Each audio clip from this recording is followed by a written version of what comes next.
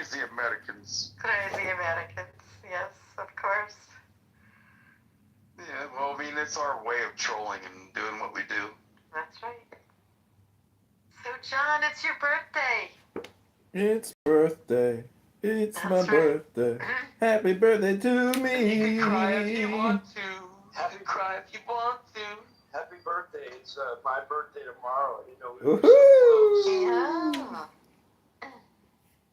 I think All right, John. Are you older than me yet, John? El Normo's birthday was like 2 days ago or 3 days ago. We're all Scorpios. Oh my God, I totally didn't know that. I did not go to his. Did they It's do the anything curse. for him? The curse of the Scorpio, right? Maybe. I don't think it's a curse though. I think it's a power. You just have to. It's like the Force in Star Wars. You have to master the Force. All right, I have to go to bed, but I'm going to sing you happy birthday from the cantor and wish you the best. Happy birthday to you. Happy birthday to you. Happy birthday, dear John. Happy birthday to you.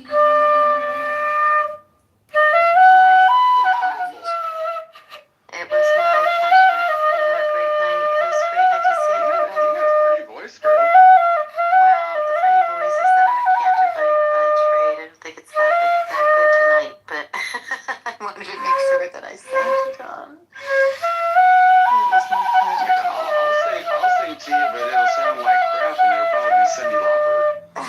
At least it's Cyndi Lauper. Wow, that's pretty good to be a male and be Cyndi Lauper. Can you give me a little of that before I go to sleep? Do something, Cyndi. After my picture fades in darkness, it's turned to gray. Watching through windows, confusion, but nothing new. When you flash back and it goes slow, it's deep in time as the second heaven was. When you look and you look and you will find it. Time after time. I used to be a cover band singer in bars back before I stopped going to bars 6 years ago. Thanks, Melissa. I tried to vamp it up a little. You did good. You did good. You did good. That was so nice. Well, John. No, I love singing, so I love the fact that you're a cantor. That's awesome. Oh, it's the best. It's the best. It's the best when everybody asks me to like do their favorite tunes, and I'm like laughing, and I'm like, okay, I have to change my voice now. John, I was here to say happy birthday, Southern. It was so nice to see all you people and meet all you people. That was great. Let me give you the follow before you dip out. Okay.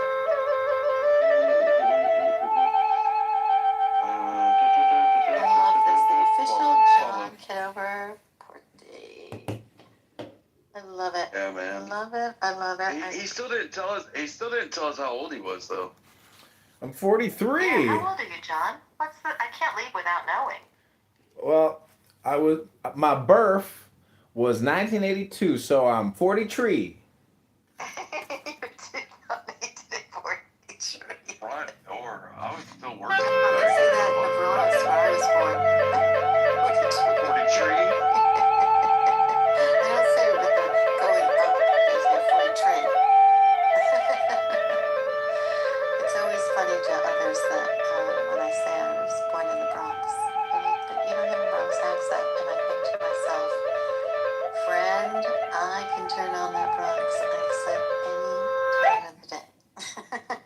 Well, I mean, I'm the same way, Grace, because I'm a Georgia boy, and I also have 3 college degrees, and I talk like this. But if I won't get like when I'm talking like with a Southern pentameter with a drawl, I can be quiet, convincing as a Southern gentleman when I'm articulating my conveyance of words.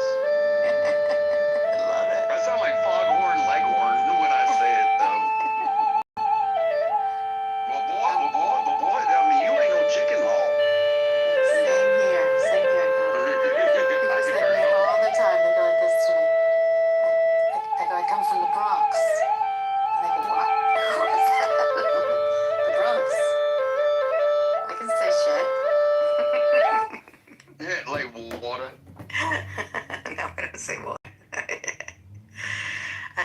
come from the Bronx, you only say curse words. Well, like for me, it was always like, you know, when I think about, like, I've never even been to, like, other than at the airport in New York, I've never been to New York. Uh-huh. And but it's always like, to me, because of Georgia boy, I always, like, you know, I was born in '75. I'm 50.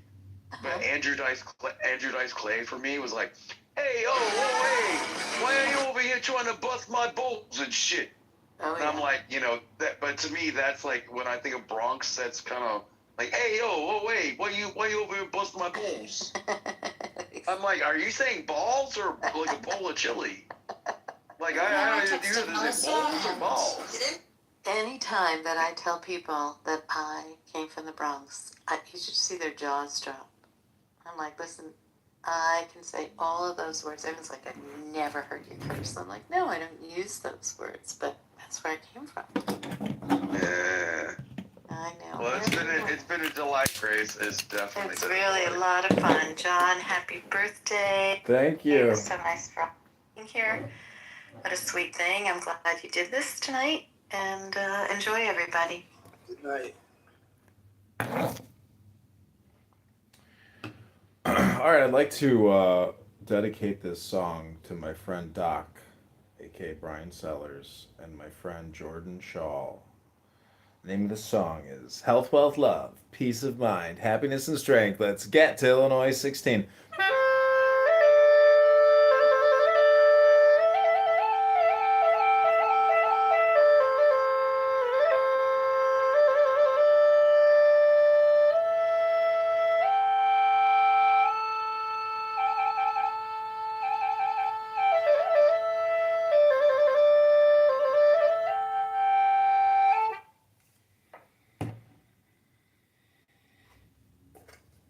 Ladies and gentlemen, and he never even had one lesson.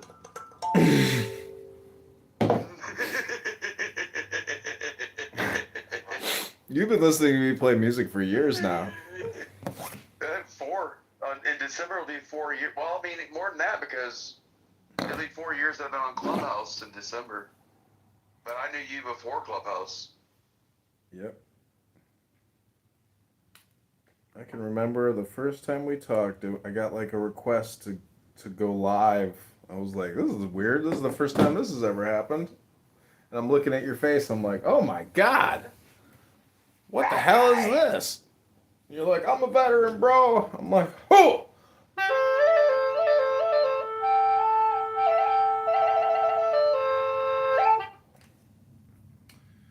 The first instrument you played, though, was your space drum. Yeah, that's that I saw. That's in my other room. And I'd play it, but it's kind of, I like jamming out on that thing when I'm in the sunshine, tanning. Jordan, are you? On that back porch that you repainted? Yeah. Jordan, are you at the gym right now? Yeah, I am. Nice. Good for you. At 11 o'clock at night? No, he's West Coast. It's 7:40 there. Oh, so it's, yeah, okay, so he's getting his laid out. All right. Shit. I'm about to say, dude, I'm about like 30 minutes from hitting the rack hard. Have me a peanut butter or banana mayonnaise sandwich. Got milk.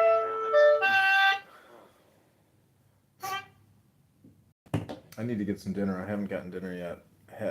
Yeah, I don't know what I'm gonna do. Should I order something? Should I get a pizza? Jeez. Why are you lazy? I could go to the grocery store. I got 20 minutes, but I don't have anything to eat anymore. I've eaten it all.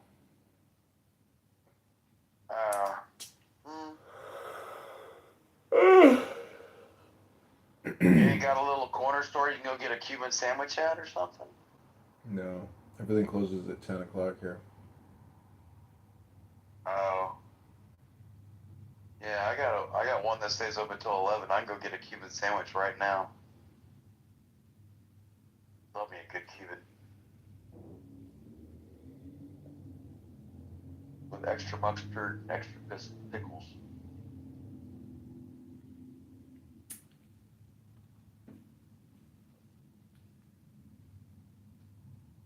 So, what what is his name? Stupendous?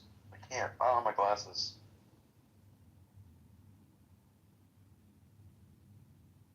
We're gonna go with Stumper. I'm gonna go with Stumper. Stumper. What is the max bench that you could do 8 times in a row? 400. Oh, Jesus criminy. Holy shit. Like, I made it to 250. I could do it 8 times in a row, no problem, but and when my dad was teaching me to do weight training, like, he says if you can't do it 8 times, then you didn't do it. That's why I asked 8 times. Damn, 400, dude. On my Instagram, I put up a video collage photos of Mom Donnie and his wife with the Good, the Bad, and the Ugly theme song, and it went viral on Instagram. Oy vey, dude. What is wrong with New York? Why? Why did they pick that? Well, the other option, Cuomo, was the biggest loser in the world. Oh, Como, yeah, I wouldn't have wanted him to be in there either. Nobody likes the guy. But there were Ares, I think would have been like the only other guy that could have done it. But did you see the ballot? Yeah, I saw. Where they put Madami on there twice. They put Ares on there twice. What was the other guy? Jones. They put him on there twice, and then Cuomo once. So weird. How can they get away with that? I'm I surprised. don't know. It Why looked couldn't like they a sue? ballot to me. Why couldn't they sue and halt the election until they fix the ballot?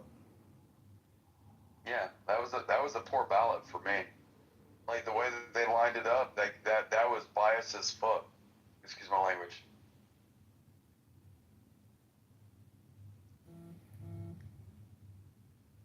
Yeah, I don't think that was fair. And I'm not even a New Yorker. I mean, I don't even have a dog in that fight. And don't put me in jail like Michael Vick, because I don't fight dogs.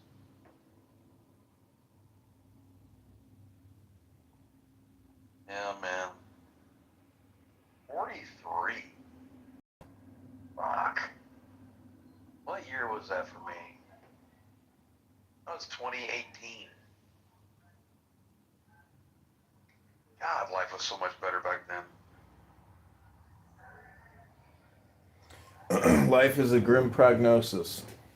It just gets worse and worse and worse till the day you die. You know, that's almost something you could put on a t-shirt.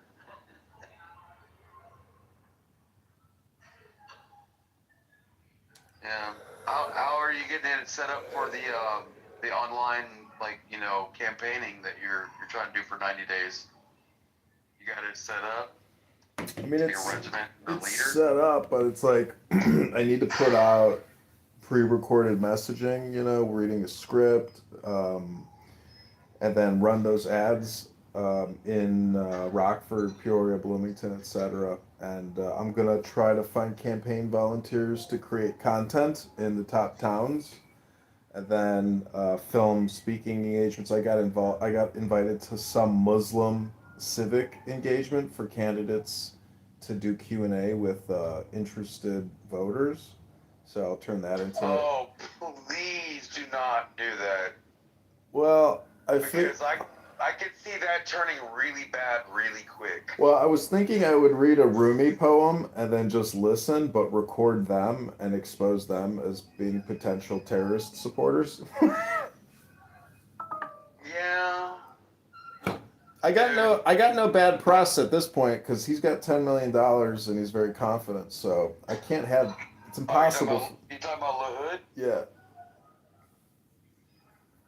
Damn it, man. Fuck. Oh. Well, I mean, you can't lose what you don't have. Yeah, but if I can get phone numbers for people in your district, I'll spam call them. But at least it's not like me going, "Hello, my name is Daniel." Yeah, we might do a phone bank weekend phone banks because we do have the voter registration list and all the telephone numbers and emails. So if I can get people to come to Yeah, my like house, shoot me a PDF and I'll sit around one day for like 3 hours completely sober and just like campaign for you. yeah, I will. I will. We'll do phone bank weekends. Yeah, we can do it like we did when we were reading like the Dominion voting systems like book. Like make it a day of it. Yeah. Yep. I need to create a calendar of events and to dos and schedules and share it with everybody so if they want to participate, they can. Man, my money's fucking kind of hurting right now, so I'm not good with the tender, but I've got the time and the talent, bro. Yeah, that's all we need. We don't need any more money, really. My mom just gave me $500 for my birthday. We're flush with cash tonight, ladies. Who wants a big We one? got the belted beer with the oranges on the side. Yeah, I don't have anything to drink right now, which is pretty lame, but Well, that's your fault. I got coffee.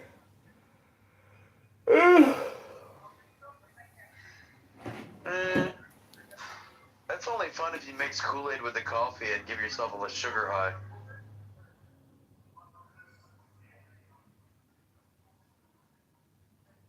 I don't know why that's a thing in the jails, but people mix coffee and Kool-Aid together all the time. Want your teeth out of your head.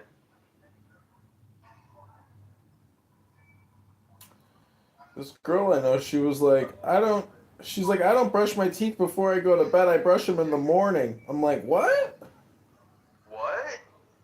Why wouldn't you brush your teeth before you go to bed?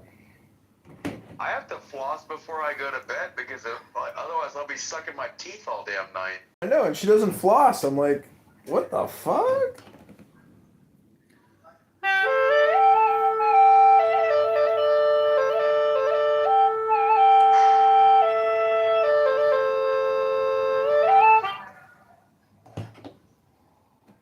How are the ladies in the gym tonight, Dr. Jordan? Any chicks doing squats with a power rack and a power ass? I haven't been looking. I really haven't been looking. Oh, you are so fibbing. No, I mean, I usually do, but when I'm looking at my phone, and it's also usually they're her earlier in the evening, not later. Dude. I can't. How's your knee doing, doctor?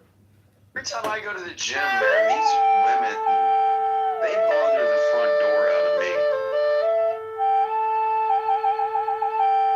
And I'm not strong like you are, doctor. I'm gonna call you doctor from now on. But like seriously, God, dog. Even when I'm in my 50 years old age, if I go to the gym, like, it's like catnip to a fucking kitten.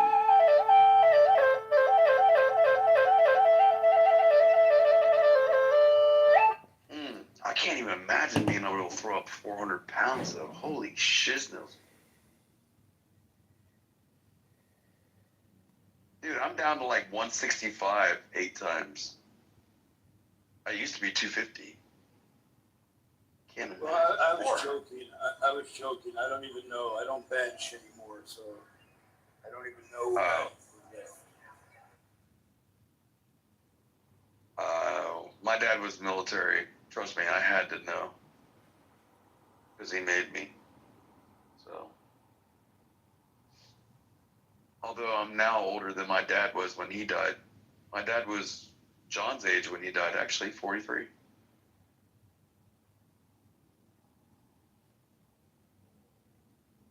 But John doesn't have a VCR, so I ain't worried about him. I got a DVD player. Ain't nobody want no damn DVD player when you got Netflix and Paramount and HBO Max.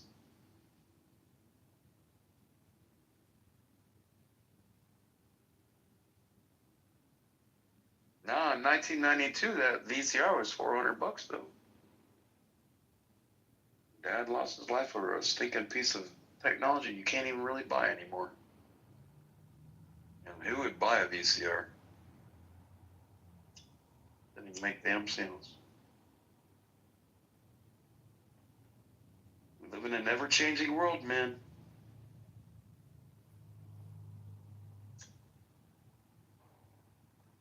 So what do you think about, like, John, like, politically, when you hear Mondami, like, talk about, like, government-run, like, grocery stores and free transit, like, how would you think a mayor would be able to do that in New York City, or, like, our biggest population city? He'll just borrow the money and from the banks and spend it. Who's going to pay it back? Future taxpayers. That's theft. Welcome to reality. Back to life, back to reality. Oh, not here and now. Oh no, little 80s. Whatever do you want it? Whatever do you need it? I don't even remember what song it is. Why is that song stuck in my head? Man, I hope you can get Lil Hood, like...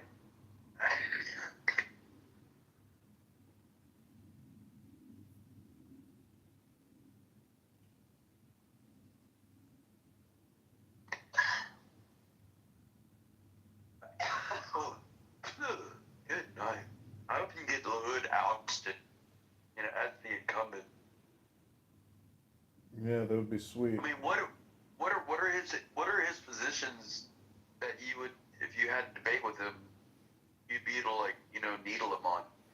Probably the big beautiful bill, because he was a big proponent of it, and the fact that we're just deferring revenue to the treasury by laying it onto taxpayers for future tax payments is just crazy. We need a big balanced budget act is what we need.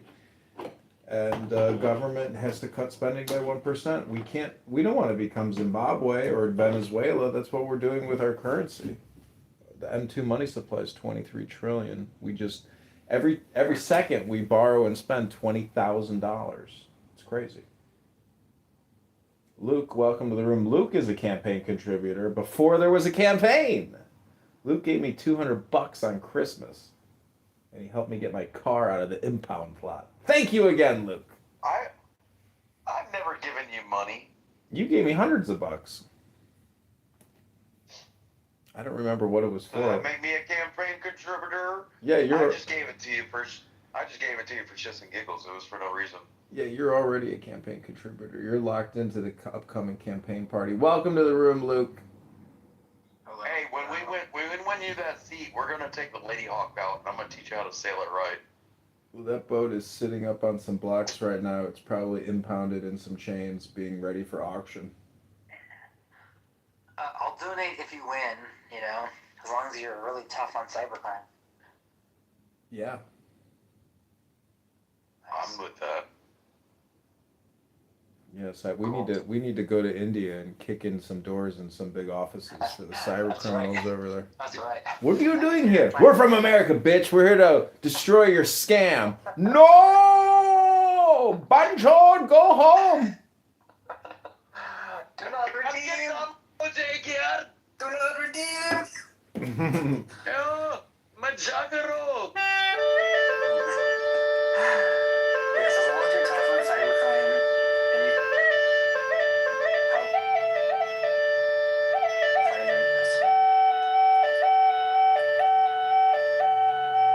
Yeah, man.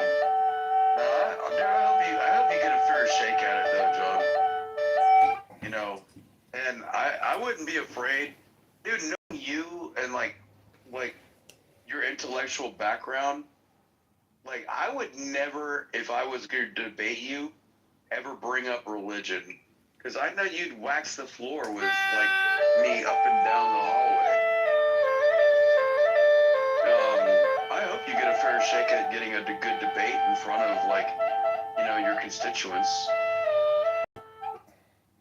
Yeah, even if I can't get a good debate, I can try to do town halls because he's not holding any town halls. So there's just so many things that I can do that he's not doing, and it's all just publicity Right. and credibility building. Grassroots, yeah. It's question like my friend Mark, who's running for Congress as well. He's holding an event, and I need to follow his lead and hold my own fundraising dinner event and create more events. The whole thing is just creating content as much as possible to try to get something to go viral and just create more voter awareness. That's the whole thing, as much as possible. Well, like I said, if you me up to me all those phone numbers, I'll just start ringing them up, and hitting them in the middle of the day. Like I said before, I started drinking from like 9:30 in the morning, Chicago time till noon, for like 2.5 hours. I'll slam it 3 days a week and go through the whole list and talk about like a set of like point bulletins that you can do a Word document for that you want to be, the points of your, positions. Why don't you set AI robocallers calling them for you? There we go, Luke. Because they do that to me and it pisses me off. Yeah, but the AI is so much better today. No, not over a human being. I mean, it's not as good as a human being, but is it 20% as good? Because it's 100 times more efficient. Well, we have the voter registration file of over 650,000 voters. So, Luke, if you could possibly find out a good AI automation, robocaller, let's do it. Yeah, I definitely could. I can't commit to doing it. I'm more of a grassroots guy.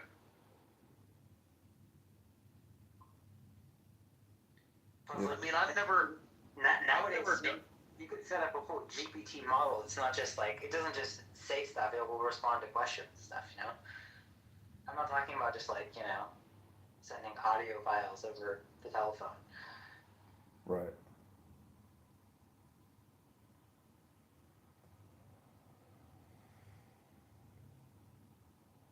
Yeah, but I know if like you send a robocall to me, I know I'm talking to a robot. I'm immediately gonna hang up. You'd be surprised. The whole thing is to get my name into as many voters' brains as possible and give them a positive reinforcement, feedback through the words. It's all communication is hypnosis. So we just need to implant positivity in my name into as many people's brains as possible. Do you have the ability to fundraise? Yeah, we have a. I mean, really fundraise, John. Not just Clubhouse. I mean, really Yeah. fundraise. Yeah, it's all set up. We have the donation, we have the processor, we have the bank account. We just have to get people to listen to a message and encourage them to donate to the Okay. campaign. Do you have a budget of like, say, $1,000 that you can buy surplus food and then deliver it to your local food bank and pass it out? Because that's the shit that's gonna get votes. Well, Especially under the current. The Slack thing, yeah.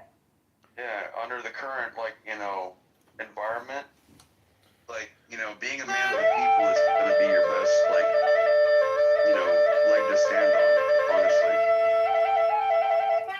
And yeah, that'd be a great you've got opportunity. right outside your house, you've got the community garden right next to your house. Yeah. Go donate your time and your money. Yeah, that's but smart. but be a man of the people. And let the people that are in your area know who the front door you are.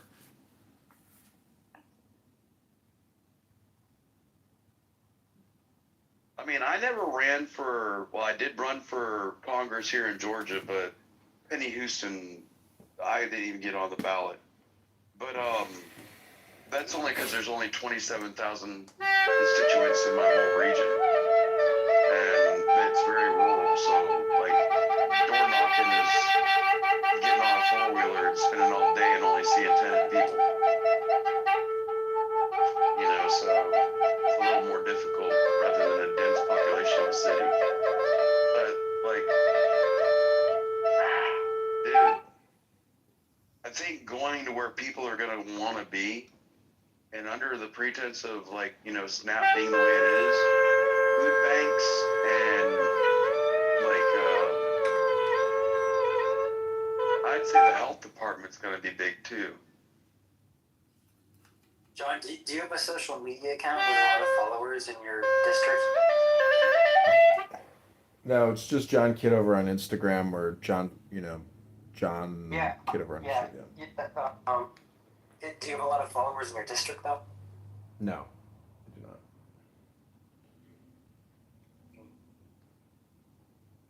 Yeah, this guy has a lot of followers in his district because he's been building Facebook campaigns, and he's got over 27,000 followers there. He's got a lot of followers. He has spent a lot of money doing targeted advertising. Welcome, Lenda. Wait, who does? The incumbent, Congressman LaHood. Why don't you just go to his Facebook page and look at all his follower lists and then just add them all using ChatGPT. Copy and paste. Using ChatGPT agent mode. Southern man. Yeah, that's a good idea. I do repost on his X account. People leave comments and shitpost him, and I retweet those, and I put my information and do emojis. So, got that going for me. Yeah, go steal his follower list and then use ChatGPT agent mode, and then tell it to read all their profiles and write a tailored message to them about how your beliefs align with their beliefs. See, this is why I need you to do the work as opposed to just running your mouth. You know, action, not words, is what counts. You can hire me. Yeah, the campaign I'll has do it for fucking free. the campaign has $50. Well, Luke, you're the subject matter expert. Doc here is a pecan farmer and a combat veteran. It's true. Luke, I'm the guy that you give the shovel and tell me to dig a ditch, and I'll look at you and ask you and in what direction. That's a good person to have on your team. You need a lot of those. Yeah, I'm not much of a leader. I'm way better of a follower. Me too, actually. At least at very high level leadership. I'm not cut out for it. I'm too introverted. I mean, I was an NCO. I mean, I had people that was in command of, but I always looked to others for like higher understanding. Yeah, that's It wasn't me being the one that makes the decision, like Commander-in-Chief style. Yeah, what branch? U.S. Army combat medic, Second Cavalry, Very, very. 16 months Iraq. Global War on Terror? Say again? It was, what was it, the Global War on Terror, or like what years? Yeah, Global War on Terrorism. Yeah, I was OIF 7 through 9, Operation Iraqi Freedom, but then they flipped it from Operation Iraqi Freedom to Operation Enduring Freedom. Yes. Nice. Dr. Jordan, you got a date tonight, Dr. Jordan? Terrorism under fire. I've been there, done that with t-shirts. And John, he's an all right kind of guy for an officer type Citadel guy. I mean, I'm not a big officer kind of guy, but he's all right. He's okay. Dr. Jordan, do you have a date tonight? Got it, no date. No, I went. Do you have a date tonight, Dr. Luke? You have a date, you said?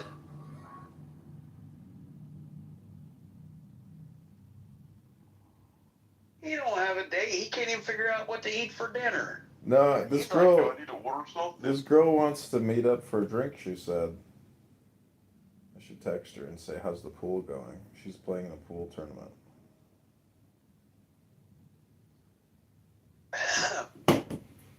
you should ask her, do they got nachos at the pool hall? Because I'm hungry.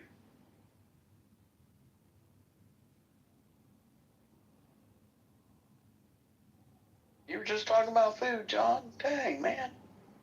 I know, but I can make myself an omelet He here. started thinking about women. Food goes right out the window for him.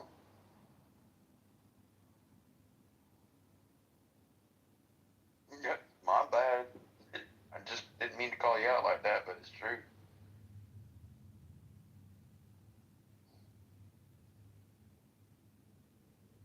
Is it a chick you've been out with before, though, John? Yeah, I met her at a party last week. Or on Halloween, actually. Oh. Nice. Nice. Polish chick. Now you're just trying to pick fun on me. Luke, how's your love life? It's complicated. Yo.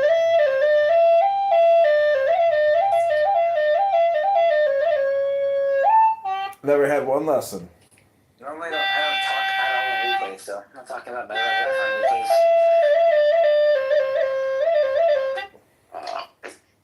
I got 0 skills on replays.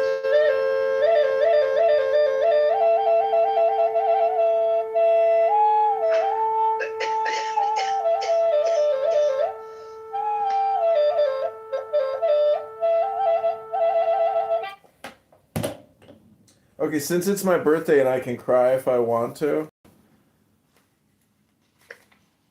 Do you want to? I'm gonna read you a poem. It's called The Righteous by the Buddha.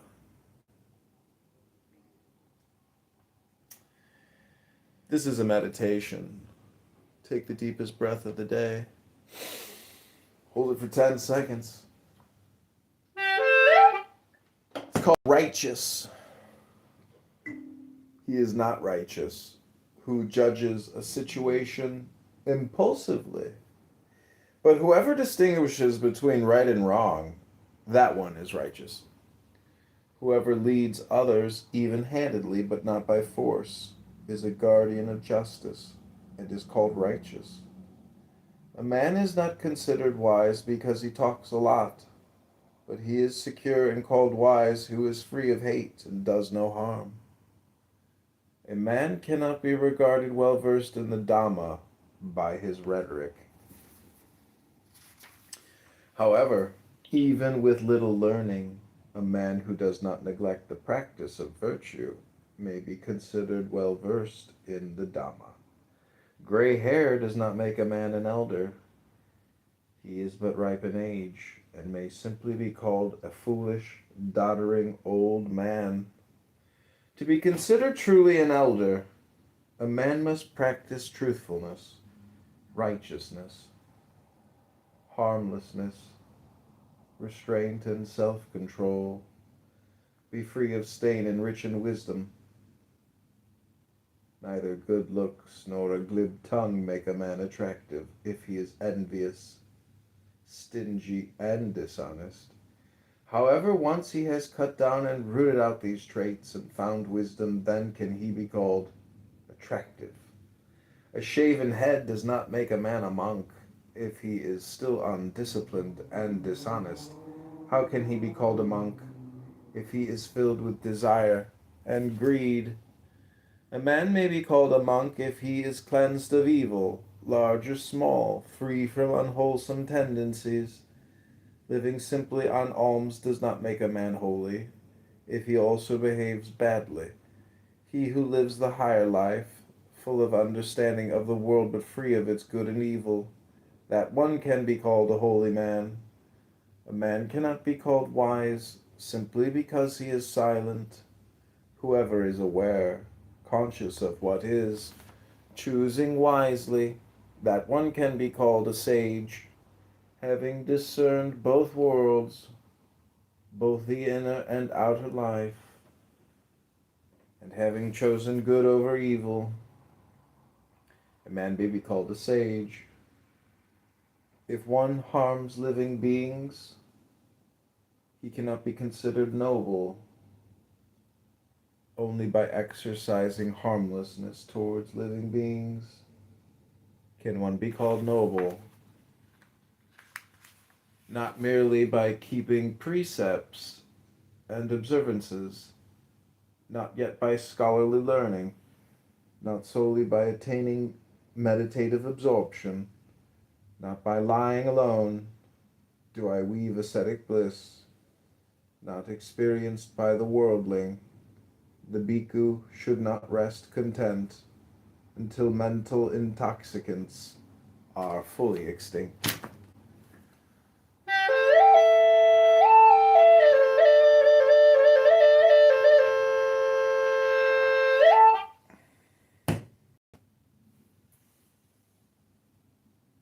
Amazing.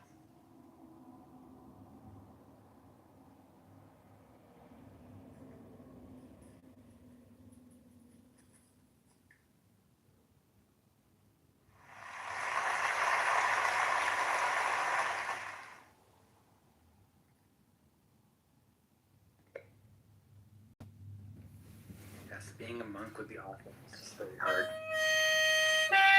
You know, John, for somebody that tries to like understand the truth a lot, you speak a whole bunch.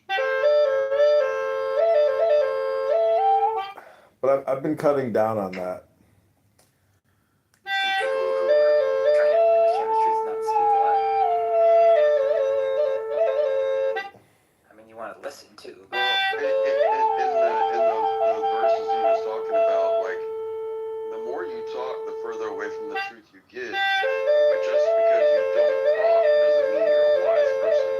And just because you have gray on your beard doesn't mean you're not just like a dysfunctional old man. You know, you're just ripe in age. Wisdom and knowledge are applied over time. And a lot of that is through introspection. But people that talk a lot typically are just talking because they don't actually know what the fucking, excuse my language, what they mean.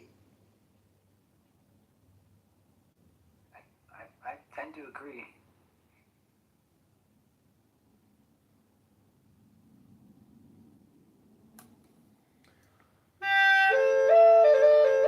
Although I knew none of these philosophies before I met John, though. This is just me repeating back to him what he's taught me over the last 4 years. But John's an artist. He's a content creator. He's on a mission. He's got to evangelize. He's got to say things.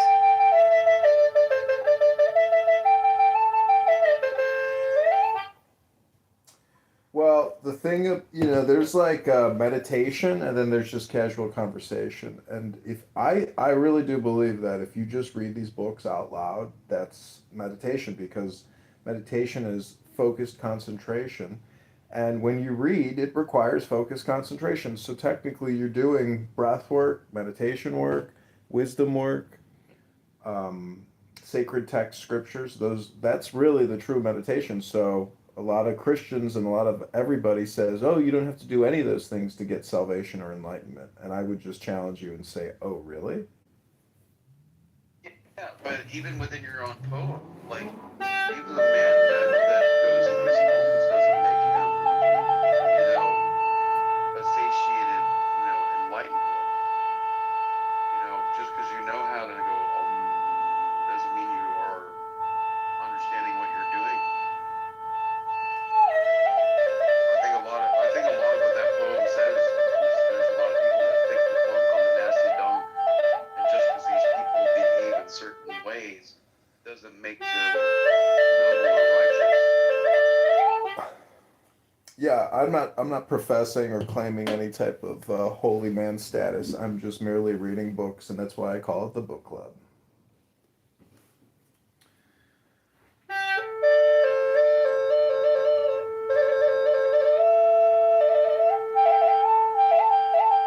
Oh, dude, I blame you, man, because all these like conjectures and thoughts are stuff that you shoved into my brain. It's your fault. I blame you.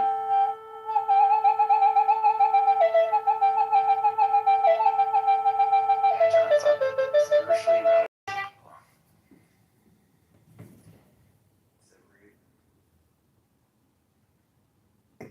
Welcome Nora back to the official John Kitover birthday party, where you can learn the truth of the earth. Happy birthday to you.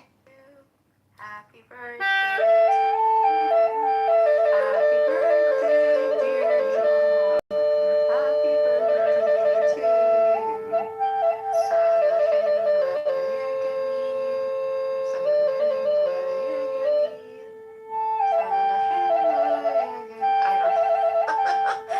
Happy birthday. Your birthday's over in 2 hours.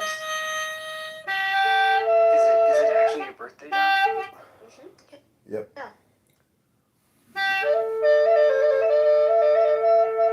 John would never throw a birthday party if it wasn't his birthday.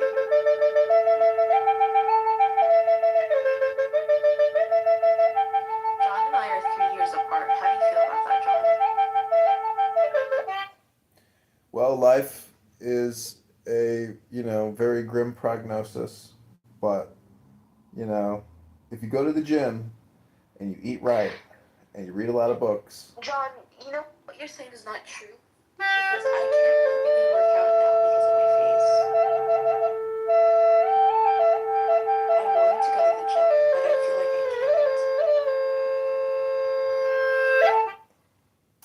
You didn't take that into consideration.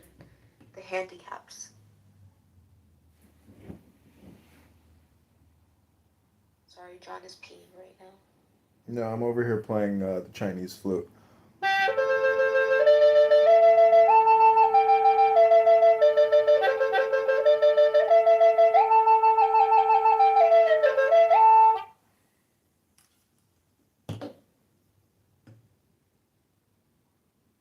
can't believe you kicked your mom out. I didn't kick her out. She went to her friend's house for the night. It's your birthday. You should have spent it together. We did. We spent it last night, and she wanted to go see her friend. But we need a break. You don't understand. Like, it's too much coexistence or duality with her. She just, it's just too much emotional stress. It's like you're always thinking about, the other person. What can I do for the person? How, it's just like, it's nice having her away. So it's like she's being babysitted by her friends. Yeah, but we didn't get to talk to her on Clubhouse yet. I asked her. She doesn't want to talk to anybody. She hates what I'm doing. Even she's like, She wouldn't even talk to me on the phone. No, she just wants to be herself and avoid all of this communication that I'm doing. She doesn't want to have anything to do with it. And why did Doc lose his account? Probably because he was, screaming at people and drinking and, being obnoxious, and people reported him. Same as ever. Same as ever.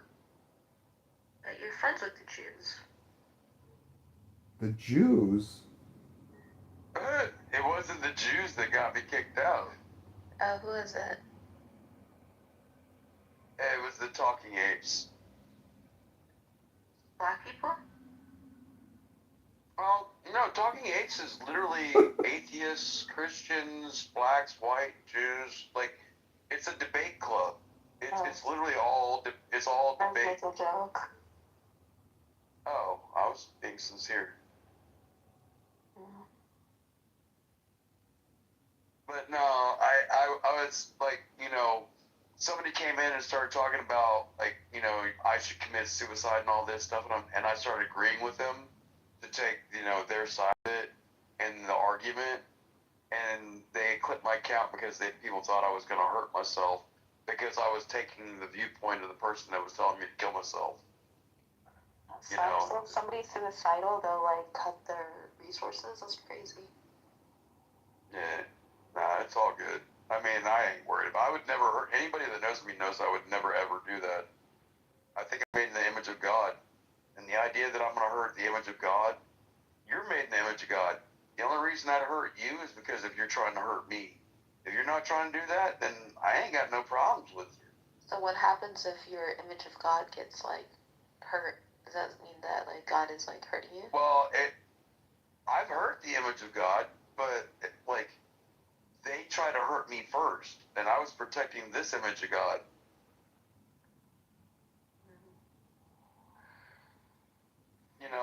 It comes down to whether it's you or me. I'm gonna make sure it's you if I can do anything about it. But if it doesn't have to come down to you and me, then I don't want to fight. I'm not looking to fight somebody just to fight somebody.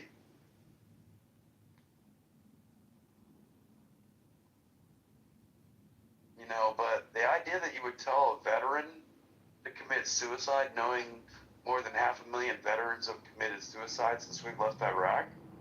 We only lost like 5,000 something people in Iraq, but we've lost 500,000 of those soldiers that went through Iraq through suicide. Like there's real things that we need to worry about rather than like the dumbest, you know. There's too much dumb shit.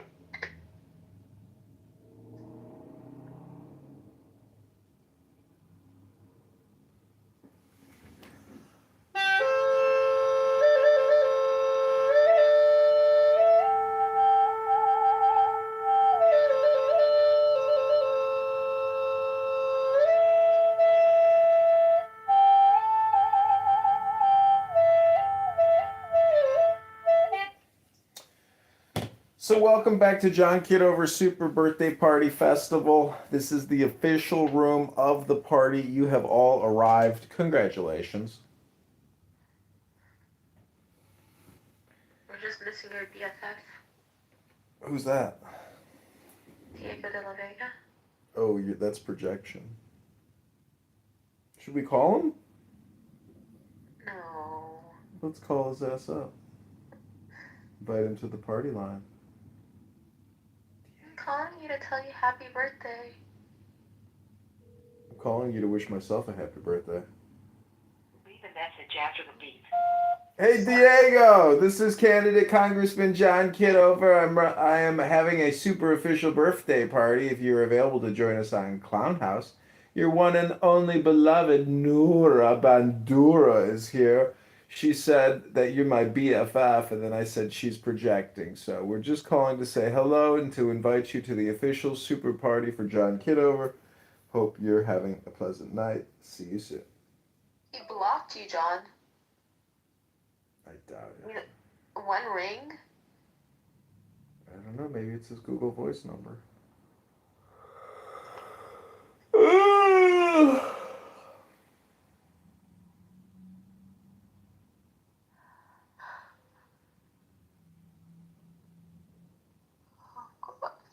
You know what sucks? It's like I can't sleep on my side without it affecting my wound.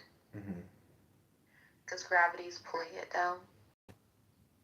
You just keep talking to yourself with all this negative speech. You're gonna have to do some neurolinguistic programming or dialectic therapy.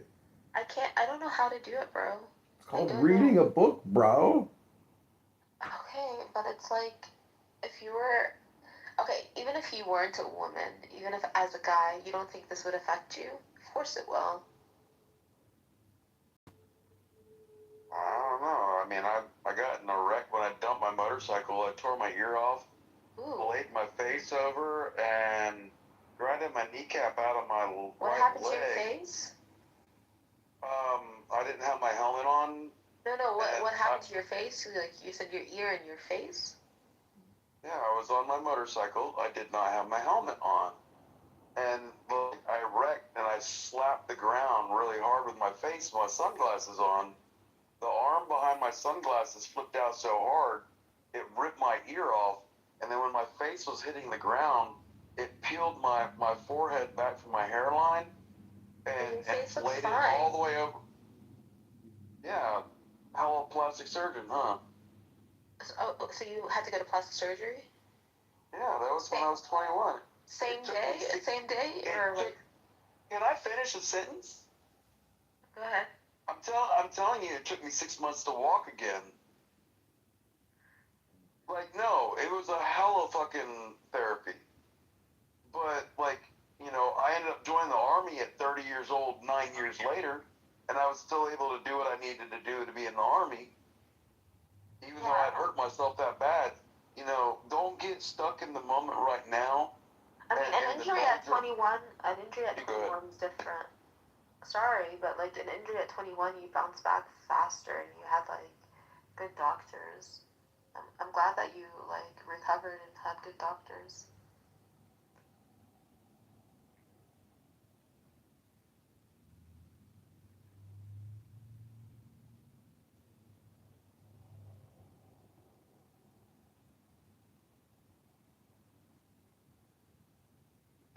All I'm saying is just don't get caught up in a moment.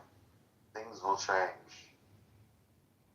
You know, because you can get stuck in a depressive spot because of your ailments and your injuries.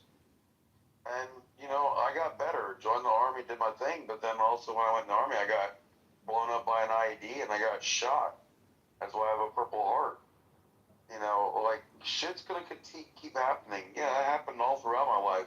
Versus when I was young, versus when I was older. But just don't get caught up in a moment because things will get better. You just got to give it time to heal. Yeah, did you have nerve damage? Did you have nerve damage? I can't feel my pinky, my ring finger, and my middle finger on my left hand. What about your face? I had like it looks funny when I smile real hard because my forehead doesn't really move the way that it should on my wrinkle lines.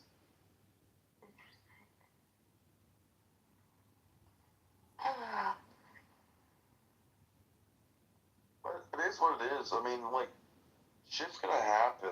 Like, but don't get caught up in the moment and become so, like, melancholy that you can't realize that things will change and get better. Yeah. Like, honestly, your attitude's gonna be your best healer. Yeah.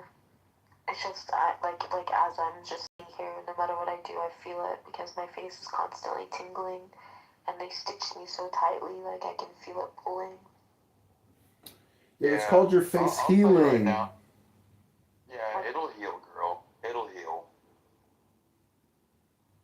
Google said that they could have stitched you too tightly and it could have messed it up. I Do don't not think so. Google that crap.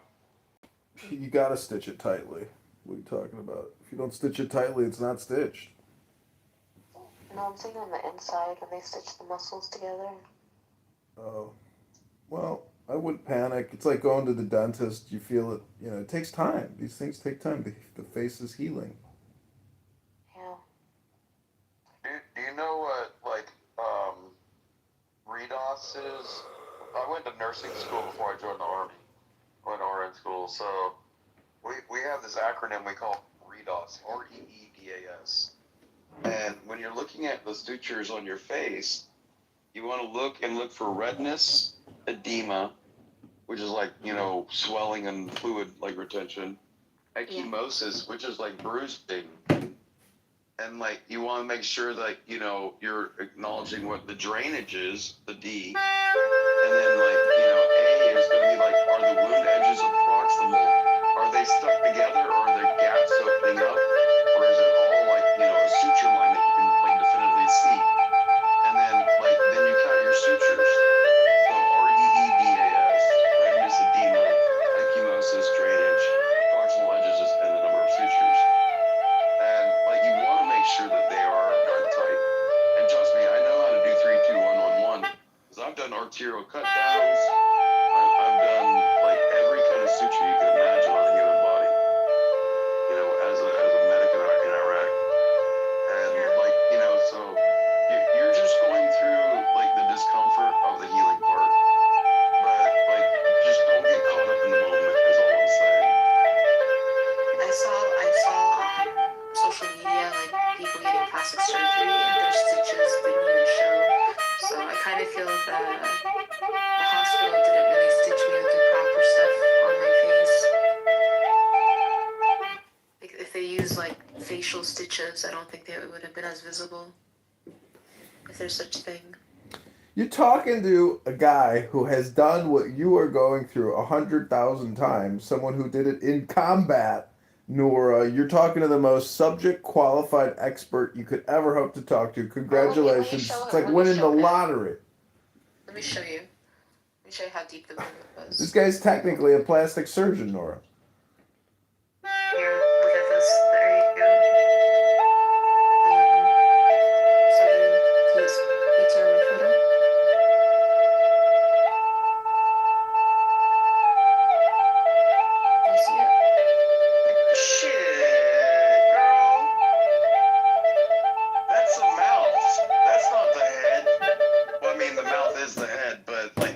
like, to me, is like the forehead. The mouth, you know, the mouth is actually the quickest healing part of the whole human body. It's my chin. It cut through my nerve. Yeah, your mouth. Like it was what holds your tongue inside your face. So I feel it all the time, yeah. Yeah, but your mouth is literally the fastest healing part of the human body. I am not fucking kidding you. Like, I got in a fight with this Samoan dude when I was in But Germany. do you see how deep it is? Like, and how they had to stitch all that shit on their set? I get it. I guarantee you, with some aesthetic lasers, after, like, you know, it's healed, you'll be able to minimalize anything that you'll be able to see cosmetically. How long do we have to wait? I would try to go get a consultation with a plastic surgeon now. I did, and they wanted to inject with Kenalog. What do you think of that? Catalog? What the fuck is that? You don't know what the Kenalog is? Like, is it collagen kind of implant? It's a steroid, and it's a steroid that like makes your face. Because I've had a Kenalog injection in my my head before because I had a bald spot, and they used that Kenalog to like help with inflammation, but it made a dent in my head. So the idea was where it's like where I have scar tissue. If she injected it, because I already have developed scar tissue, where she injected it, it would make my it would make it go down. How fresh is this wound, may I ask? It happened September 12th. September, October, November. You must already be almost damn near like closed up by now. No, the stitches were dissolvable, so they came out like. Yeah, well, the secondary ones underneath, and then you have the top ones. Yeah, but what I'm saying is like it's so tight. Like when I talk, when I eat, when I'm just it's just not relaxed. You're just gonna have to give it. You're gonna have to give it time. It like you injured your face. You don't think it's gonna stay tight forever? No. Ligaments loosen when you get old. Your face starts to droop because, like, you know, you get old. No, it's drooping already. It's drooping already. Oh my god! I'm glad you listen as much as you talk. Doc, she's gonna go on all night. This is what Nora does. No, but what I'm saying, girl, is you got to give it time. Like, you're expecting it all to be fixed within, like, now. And it's not I Dream of Jeannie. You're going to have to go through the heartache of it. But it will get better. I'm just saying, don't get caught up in a moment and become depressed thinking it's always going to be like this. What about the nerve damage? Will that come back, or is that permanent? Can you smile? I can, but it's not my sweet smile. All right. My lower lip is tingling, and my Yeah, but there's my chin. Nora. There's neuroplasticity, which has yet to take place. Like 3 months from now, you're going to be telling us a different story. 6 months from now, it'll be a different story. A year from now, it'll be a different story. I hope you're right. It's not hope. It's called yes, I am right. Well, Nora, let me ask you, without you interrupting me, after I ask a question, you just tell me a yes or no, right? You said yes, you can smile. Yes? Yes. That means cranial nerve number 7 works correctly. Can you close your eyes? Yes. Cranial nerve number 7 is working. Can you open your eyes? Yes. Cranial nerve number 3 is working. Those are the nerves from the human brain that come out through the external auditory meatus, which is like your ear hole in your skull, that interface your face in order for you to be able to smile and blink and open and close your eyes. If you're able to smile and show your teeth and close your eyes and and open your eyes, your nerve function is working. Can you stick your tongue out and move it side to side? Yeah. That's your glossil nerve. That comes out from another way. Can you smell okay? Yeah, I can smell. Yeah. Can you smell this? Number 1 is one post. and you have cranial nerve as 2 eyes. Can you see out of both eyes? Yeah. So Then what's I the wouldn't tingling? worry. Then I wouldn't worry about like neurological degradation. What's the tingling like in my lips, and why can't I feel my chin? It's called healing. Okay. Because when I just like if I put my nail, I can't feel my nail because you just. Well, the reason I can't feel like my pinky, my ring finger, my middle finger, my left hand is because when I got shot right above my elbow, my left arm, it took a big chunk of my ulnar nerve, and the ulnar nerve is the one that goes down to the outside of your fingers. Your radial is the one that goes to your thumb. That's where you do. Because the big chunk of my arm went away. I will say on this horrible.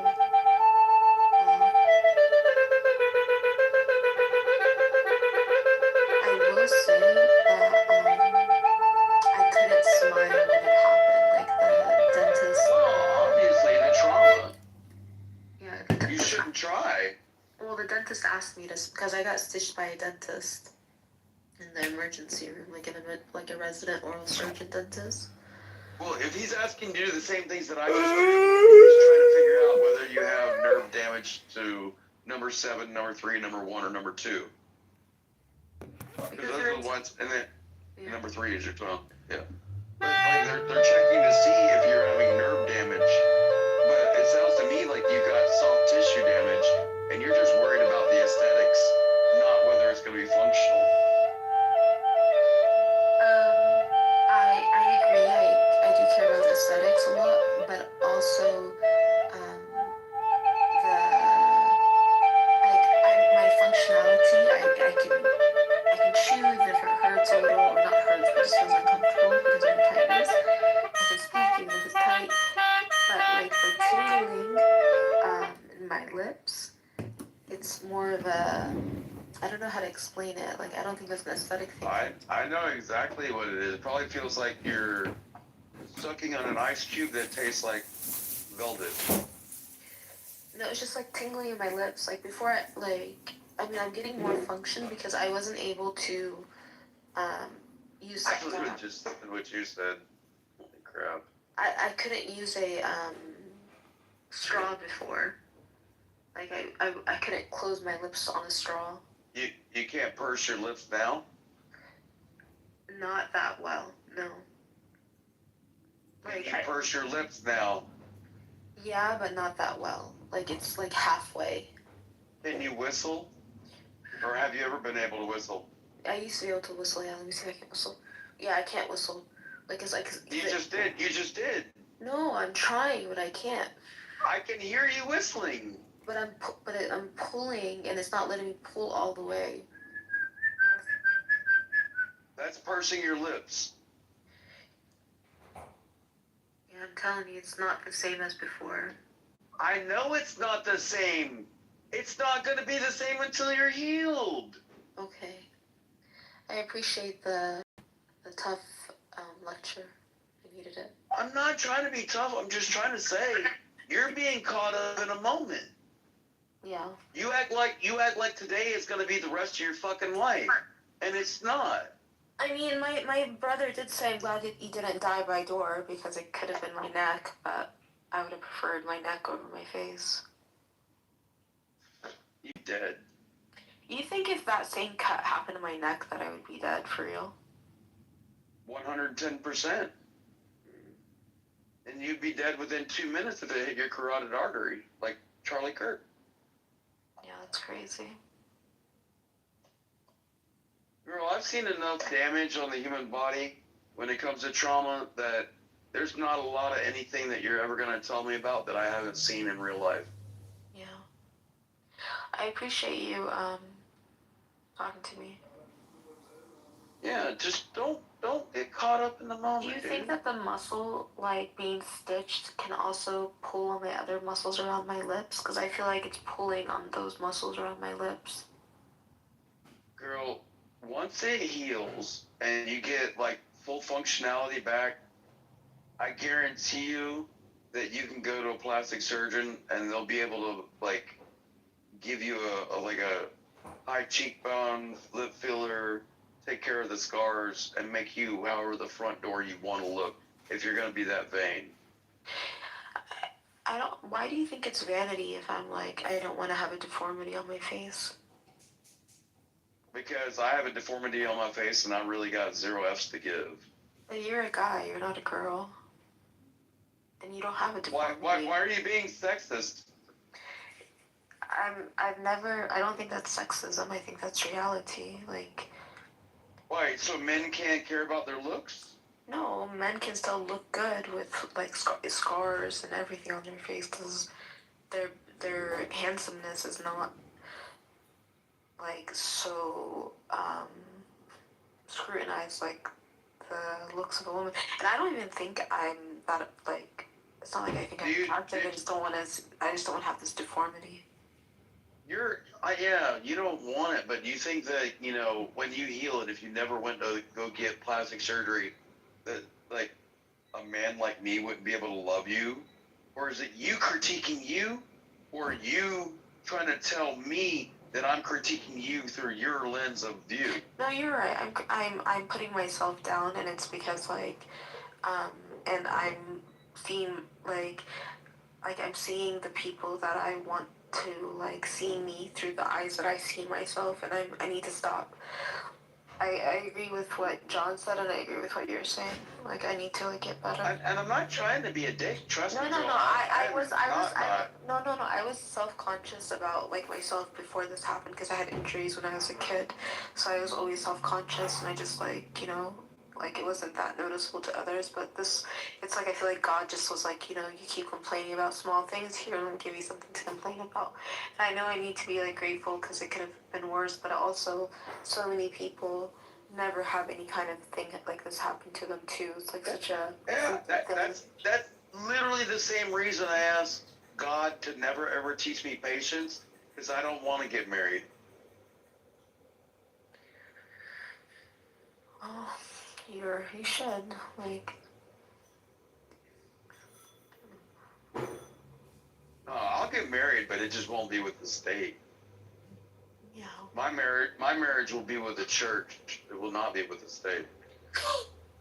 And there is a very big difference in that one. Yeah. I think some of the churches won't let you get married unless you have like a legal marriage. And there's a whole bunch of other ones that will. Yeah. Well, I mean, like the idea of the state being involved in a marriage is only like in the last 75 years. Yeah. By the way, one last thing, I got an X-ray to make sure that it didn't mess up my bone too, because I feel like it chipped up my bone on my chin. That's another thing. Was the answer no? No, I haven't gotten the results yet. They would have told you right then. They would have told you right then when they did it. That the person that's in the X-ray booth, even though if they're an X-ray tech, they know how to do a web read. If it was something obvious, like right then and there, you would have known right then and there. Okay. If it's so minute that it has to go to a doctor and you have to wait days later, like it wasn't obvious, is what I'm saying. Yeah. Because if it was obvious that there was a deformity, then you would have known right then and there. Because they would have probably tried to take care of it. I mean, how do you fix up something in your bone? They can't. Sure you can. I can do an incision and use glue and put your bone back to where it was. Yeah. Got it. Are you Catholic? No, I'm a Southern Baptist. Okay. Well, I'm not even Southern Baptist anymore. I'm just Christian. But that's only because I don't dig a lot of doctrines. There's a lot of too much rules that I don't like. Yeah. Is Luke there?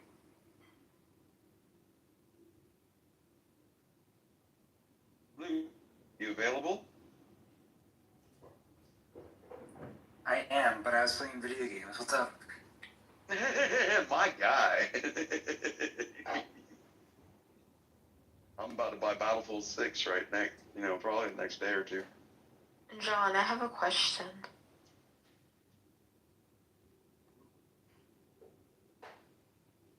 I already know Luke believes that, so I wanted to ask John. I am a believer, yes. You want to ask John what he believes about religion? I want to ask John if he believes that Jesus went to hell. I don't know that one. You're the second Christian on here that said that they don't know that, but it's in the Apostles' Creed. No, I don't know that about John. I know that Jesus went to hell in the 3 days that when he was in the tomb. He went to hell, or he went to paradise, where paradise was in hell, so he could talk to the prophets of old that they may know him. He went to paradise, or he went to hell? Paradise was in hell. Paradise was a city that was on top of a cliff overlooking the eternally fiery lake. And when Jesus showed up in his death, when he was in the tomb, he went there to go see Moses and all the prophets of old that never got a chance to know him, that they, anybody that may believe in him, may come to the Father. But the ones that didn't believe in him, they stayed in paradise, and the city got shoved off of a cliff, and it landed in the fiery lake. But the people that believed ended up with, throwing their crown before the Lord.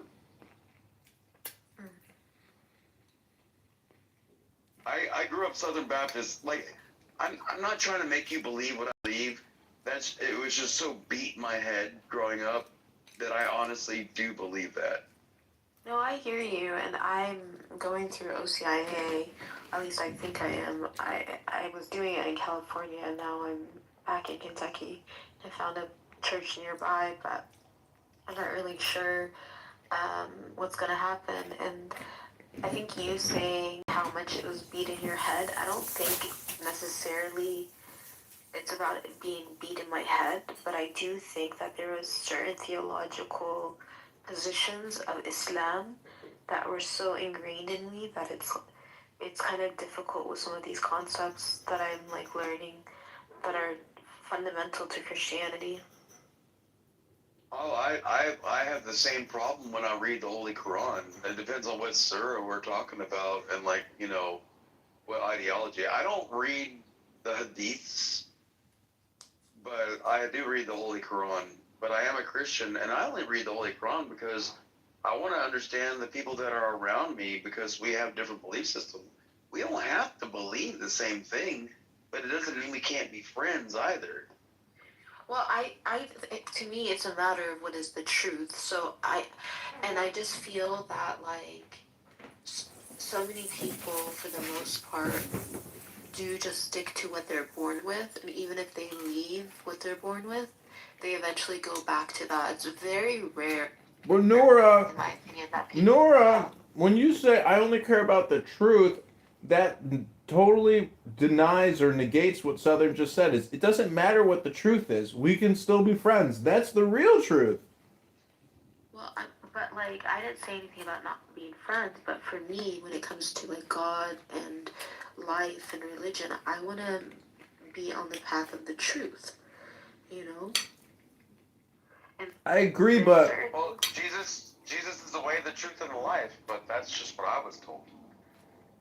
see, that's John, do you believe Jesus went to hell? I don't know. We'd have to read the scripture and then contemplate it. Well, it's in the Apostles' Creed. I mean, how do you know it's not a metaphor? John, the evidence within the Holy Bible was when Jesus was resurrected, he came out of his tomb, he was in what it was known as his Shekinah glow. And he was glowing with this golden aura around his body when he came out of the tomb. And the first person to see him was Mary Magdalene. And Mary Magdalene tried to go run up and grab and hug him. And he said, "Woman, do not touch me. I have yet to see the Father." So he was talking about with her in that statement that he had gone to paradise to see the prophets of old that they may know him. And he was on his way to see his Father in his Shekinah glow. So he was on his way to go to heaven. And that's just how, like, Christians read it. At least Southern Christians read it. You know, but again, that's just my belief system because of my ethnicity and my culture, of how I was raised. You know, John was raised by a gorgeous mom and a dad that knows a hell of a lot more stuff than I do. You know, but we're all raised differently. But it doesn't mean that John and I can't be friends.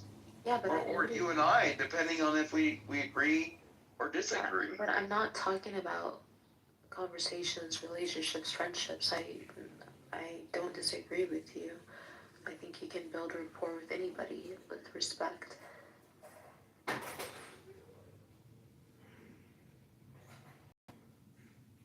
Yeah, but how would you be evangelizing, you know, the Word of God from your viewpoint to me if you're not trying to connect with that? I don't know.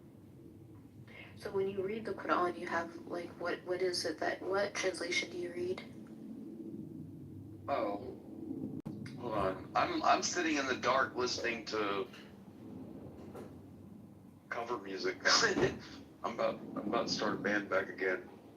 Where's that? 1, 2. There's. I see the book. If I can get the stupid light to stay on. It's got a faulty switch. There it goes. It stayed on. The Holy Quran, translated by Abdullah Yusuf Alay.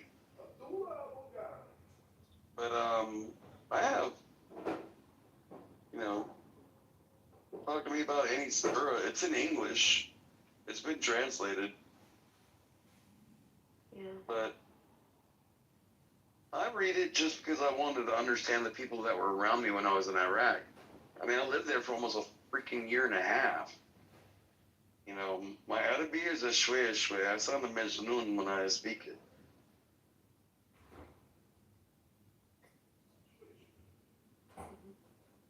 But it didn't stop me from wanting to understand the people around me. I mean, just because you believe something different than me doesn't mean I want to hurt you. Despite what people think about Americans, especially dumb rednecks like me from the South. Yeah. I try to keep up, but my Arabic sucks. You know, my Gujarati and Majnun. Fuck, you know, Hindi, Calcutta, Hojigyar, like, all I know is I can get a hooker in 11 languages, a beer, and a taxi ride to an airport in like 11 languages.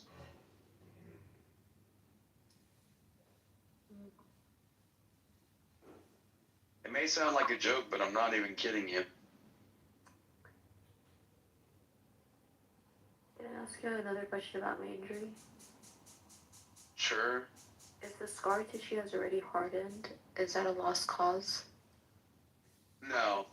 You're gonna have keratin buildup, and it's like when I got shot, like a whole bunch of like metal from the bullet ended up in my arm, and they didn't try to take it out, but they closed up the wound, they like healed it up, but like all that metal since 2008 when it happened, like in the 12 year or 17 years since then, like all the metal in my body has been pushed out.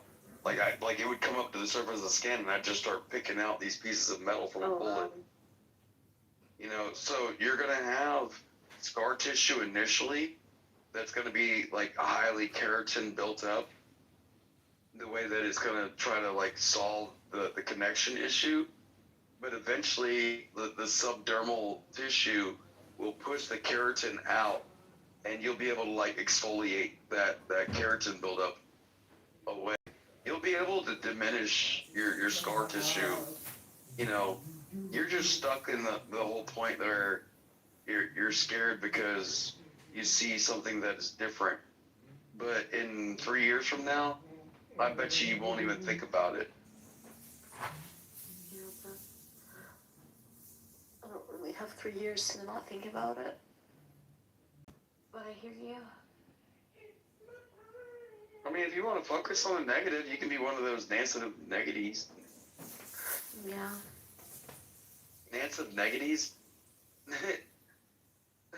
Negative Nancy's is what I meant. Yeah. I'm so dyslexic. I could change my words around. No, stop being all girly about it. Man up. Okay.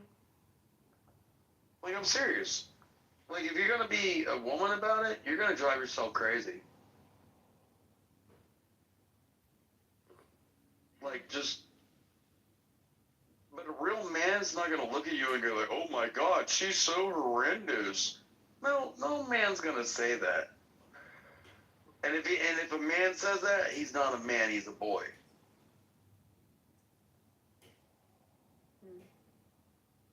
Well, that's like when I had this girl that I used to really want to be with in high school, but like her and her boyfriend were high school sweethearts, and then they went to college. They got married right out of high school, went to college, and then like when they were living together in their early 20s, there was a house fire, and she wanted to go out the window, and he wanted to go out the door into the hallway, and he grabbed her, opened up the door, and it flashbanged her in the face and knocked him out the way. He went out the window. The firefighters ended up getting her out of the house, even though she ended up like full thickness, like never will be right ever again. No amount of plastic surgery will ever be right. That's so sad. And he left her because after he's like, I can't deal with the way you look. And she's probably one of my best fucking friends now. You know why? Because I love her for I know who she is. And like, if you're gonna be so superficial about like what your fucking looks look like you're really gonna fucking piss me off. Yeah, but it's not about. Stop making it about superficial. Like our faces are how we communicate with people in real life. You know, it's hard, and like I can't imagine like how hard that is for her. So like, did she ever get married and have children? You know how much I make that stupid bitch smile. But you didn't marry her. You didn't have children with her. I've never been married, and Yeah. both my sons have died. Oh.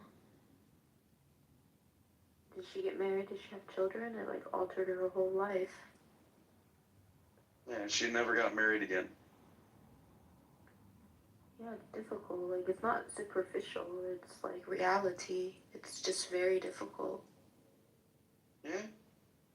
It's not vanity. It's not superficial. It's hard. I would marry her, but I don't think she'd marry me. Do you have a picture of her face? And I wouldn't do that to her. That'd be like doxing her. Did she get a plastic surgery at all for it, or was it just like hopeless? It's hopeless. Like, probably 30% of her nose is gone. Like, no eyebrows. Like parts of her eyelids are gone. There has to be plastic surgery. Wow, I'm glad you're such an expert with like medical technology interventions. I mean, that's where it would be needed the most. It's like when it happens, things like this. Yeah, but if there's nothing to build off of, then how do you rebuild it?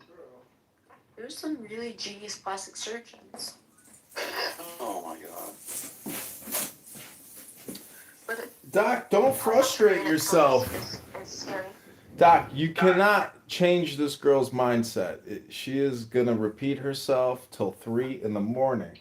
You didn't hear John, you weren't even listening to what we were saying. We're talking about his friend Her face burned. Yeah, but you're being superficial about, like, honestly, I think that wound on your chin is secondary to anything that I've ever seen. Nora, you're lucky your But head you're didn't making fall it off. so front door.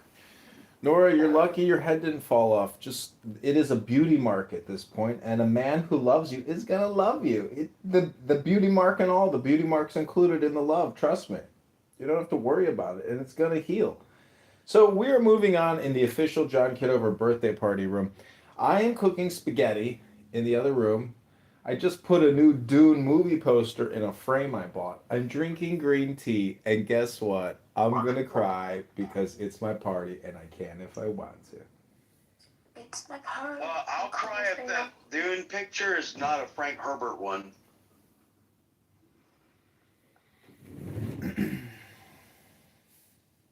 Is it an original Dune or is it the new Dune? It's an antique poster. I bought it like a couple of years ago. Let me take a picture of it. Is it the one from the 80s or the one from the 2000s? I think from the 80s. It's an original poster. It's a collectible. Yeah, when it was a French-made film and it was Frank Herbert, Dune, the original from '85. Like if you got that poster, I want to buy that from you. PTR. Let me see.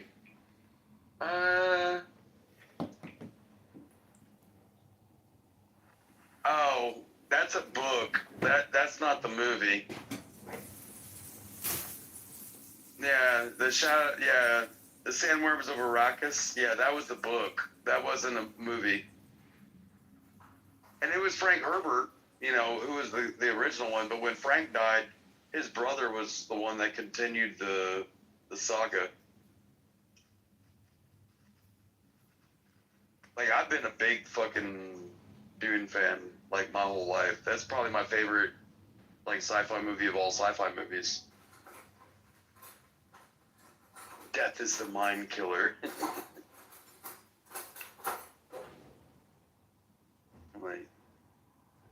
What was that with the minute we used to talk about that early on when I first met you, John, about 4 years ago, when you were in your 30s, and we were talking about like the Mintok, like the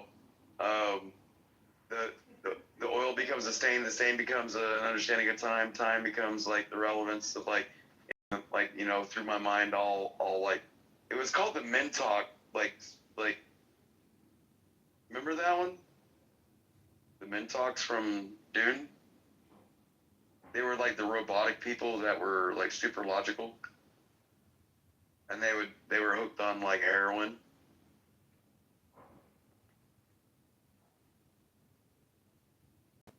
Shit. I remember talking to you about that shit about when you were in your 30s. Can't believe I knew you when you were in your 30s. Yeah, I remember that quote. So Yeah, the stains become a warning. The warning is an understanding of existence. Existence becomes an understanding of time. Like that little statement that it's you close. It's close to it. did. Yeah, I don't know that off the top of my head.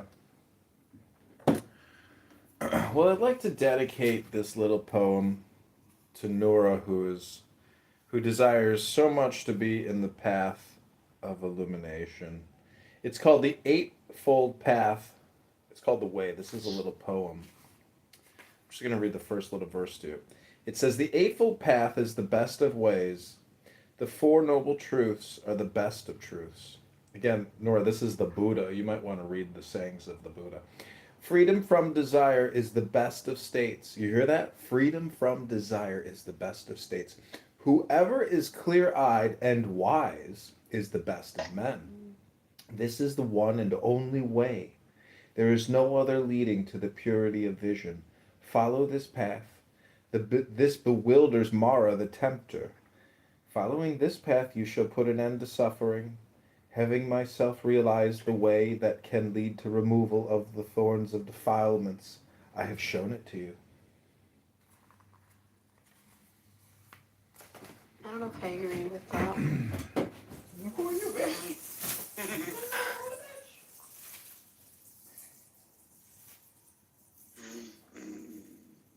Can't make this shit up. Desire is so human. It's so necessary. Like, you don't have humanity without desire. Do you have the love of God without desire?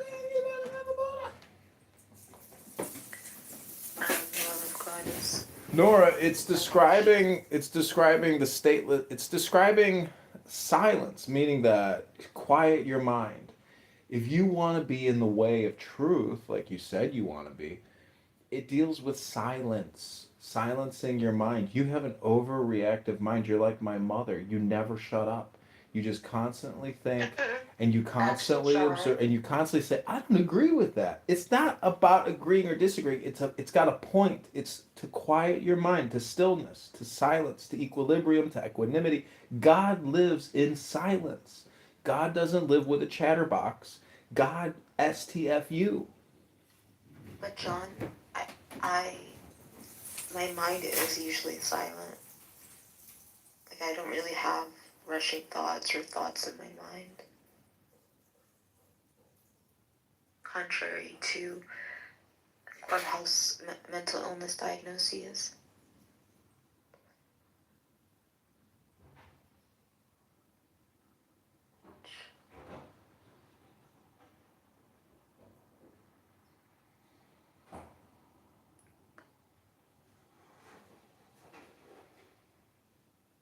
It's kind of late to go on that date with that girl, John. You have 1 hour left till your birthday.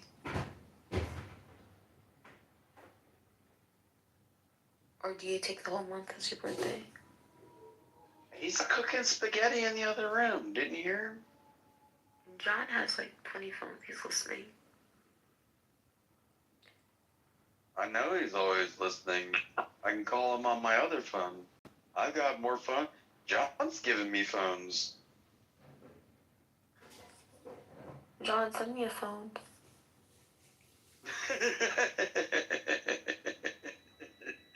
I shouldn't have said it.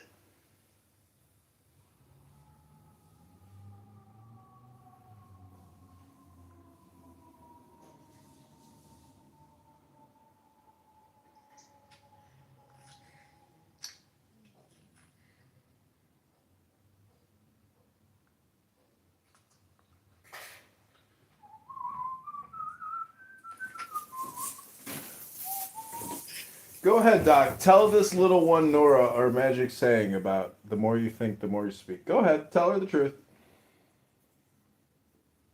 Well, the more I talk, the further away from the truth I get. There you go, Nora. You want the truth? You got the truth.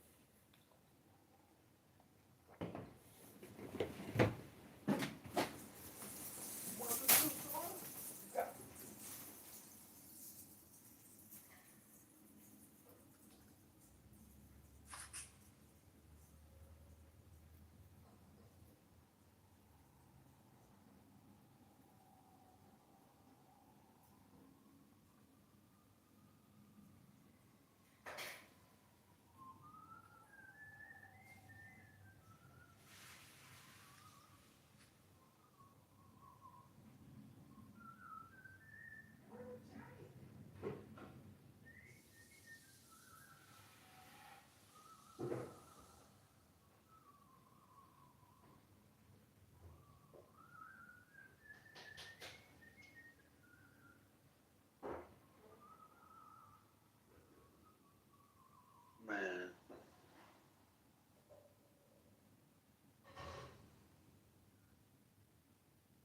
Trying to figure out whether I'm going to go golfing or fishing tomorrow. Good decision.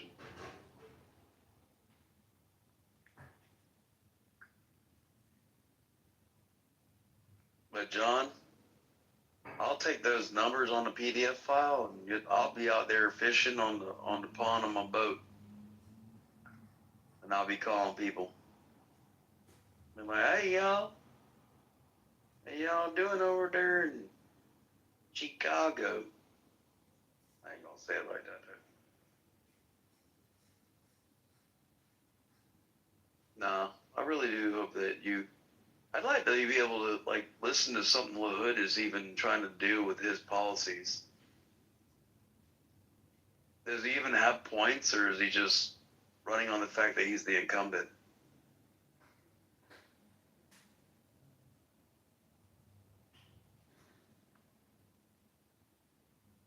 And John's back to cooking his spaghetti. What do you think, Luke?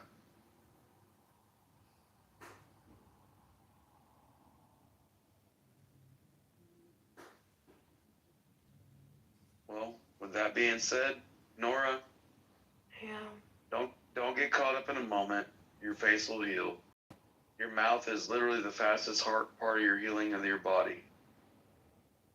So don't worry about it. And I guarantee you, it'll heal to the point where I don't think you'll even recognize that you even got hurt with it, unless like you pointed out to people. So don't be so self-conscious. Okay, thank you. Yeah, the only thing you have to fear is fear itself, Nora.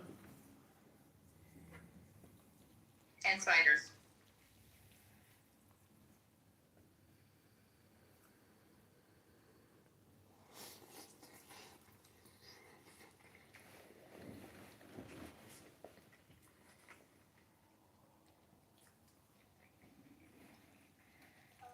Just tell me the title of the room, so I came in here. John, happy birthday. I'm feeling an asshole. I did not know it was your birthday, or I would have been in here all day long, congratulating and throwing glitter and shit. Happy birthday, sweetheart.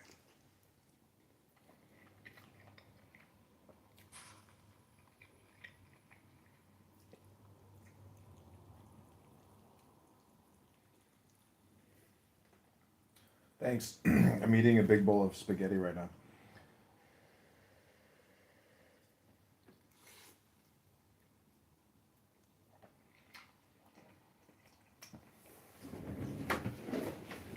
Well, then get you some cake. How old are you? He's 21. See, I was going to say 27. Every year I celebrate the anniversary of my 27th birthday. No, always will. Mm-hmm.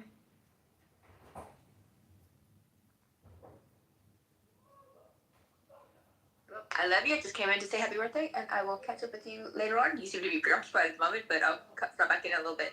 So, happy birthday, sweetheart.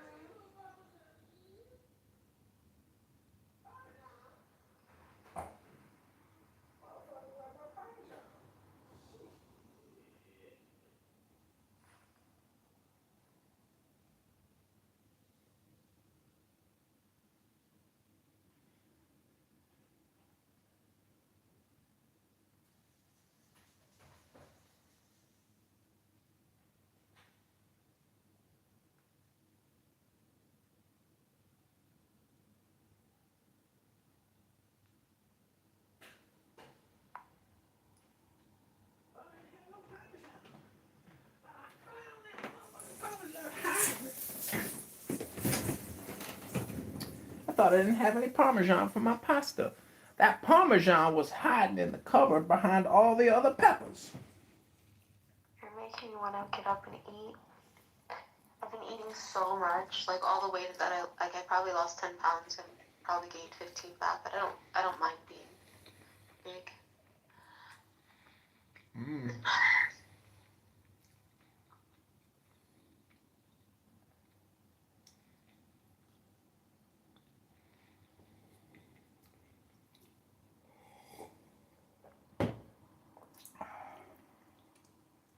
Pasta.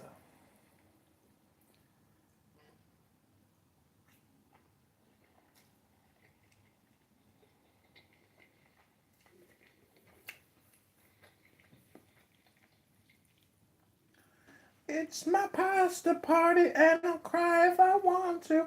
Cry if I want to. Cry if I want to. It's my pasta party and you can cry if you want to too. Do do do do do.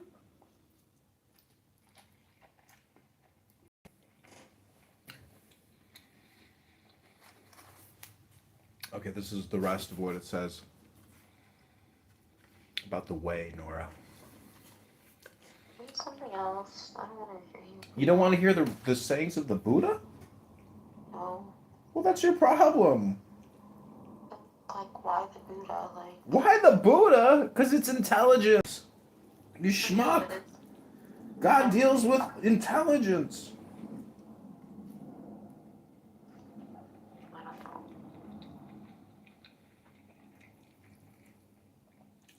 The Buddha is much more ancient than Muhammad.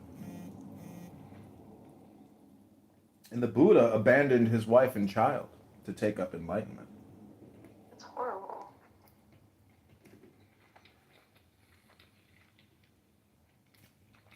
I don't think it like really means what it sounds like. I think it means like he basically, stopped dealing with all the drama and became drama free.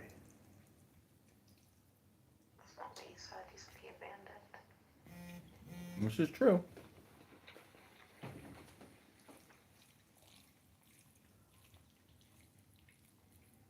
But that would make Mrs. Buddha the most self-sacrificing woman in all history.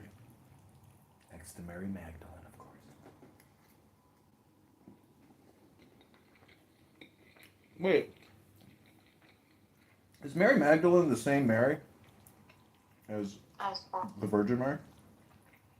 no.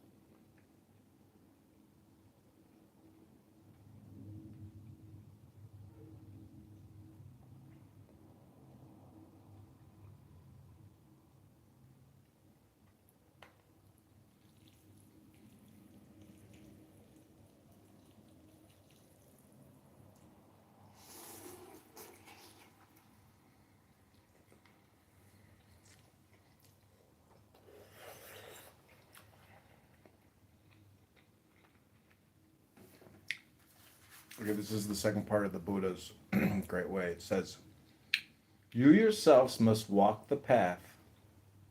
Buddhas only show the way. Those who are meditative, who have gotten on the path, will be free from the bonds of Mara. All conditioned things are subject to change. When one realizes this truth, one feels wearied of these suffering heaps. This is the way of purification. All things in the world are insubstantial. When one realizes this truth, one feels wearied of suffering. This is the way of purification. The lazy man, weak in mental discipline, indolent, prone to sloth, unproductive, and though young and strong, failing to move at the right time, never finds the road to wisdom. Curb your speech, restrain your mind, commit no evil deed. By these means, accomplish the practice of the path made out by the sages. Wisdom is born from meditation. Not to meditate is loss. Know the difference between gain and loss."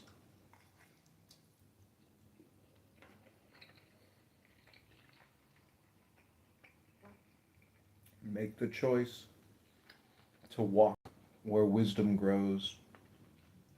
Cut down the whole jungle of craving, not just an isolated tree in the forest. The jungle of craving harbors danger. Clear the trees of craving, both strong and weak, and find freedom. As long as there is the least clinging to lustful thoughts, man will remain in mental bondage, like a nursing calf attached to its mother. Cut off the love of ego with your own hands, as you would an autumn lily. Follow the peaceful path leading to nirvana, guided by the one who has walked the path.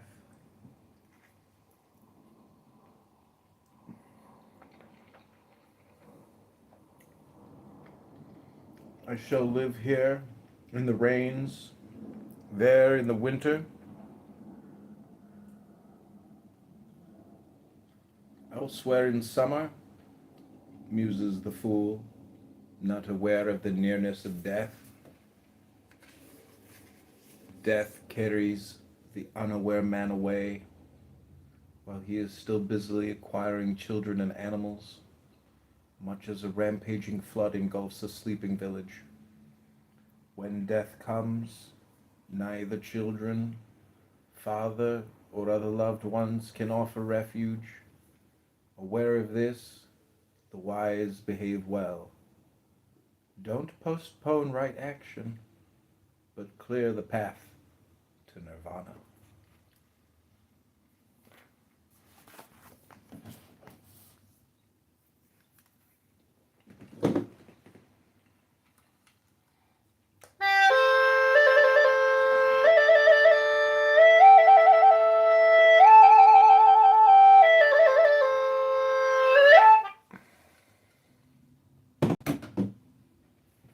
How do you feel about Kanye West talking to the rabbi? This motherfucker is the biggest troll alive. I mean, from you? Mm-hmm. It takes one to know one. Mm.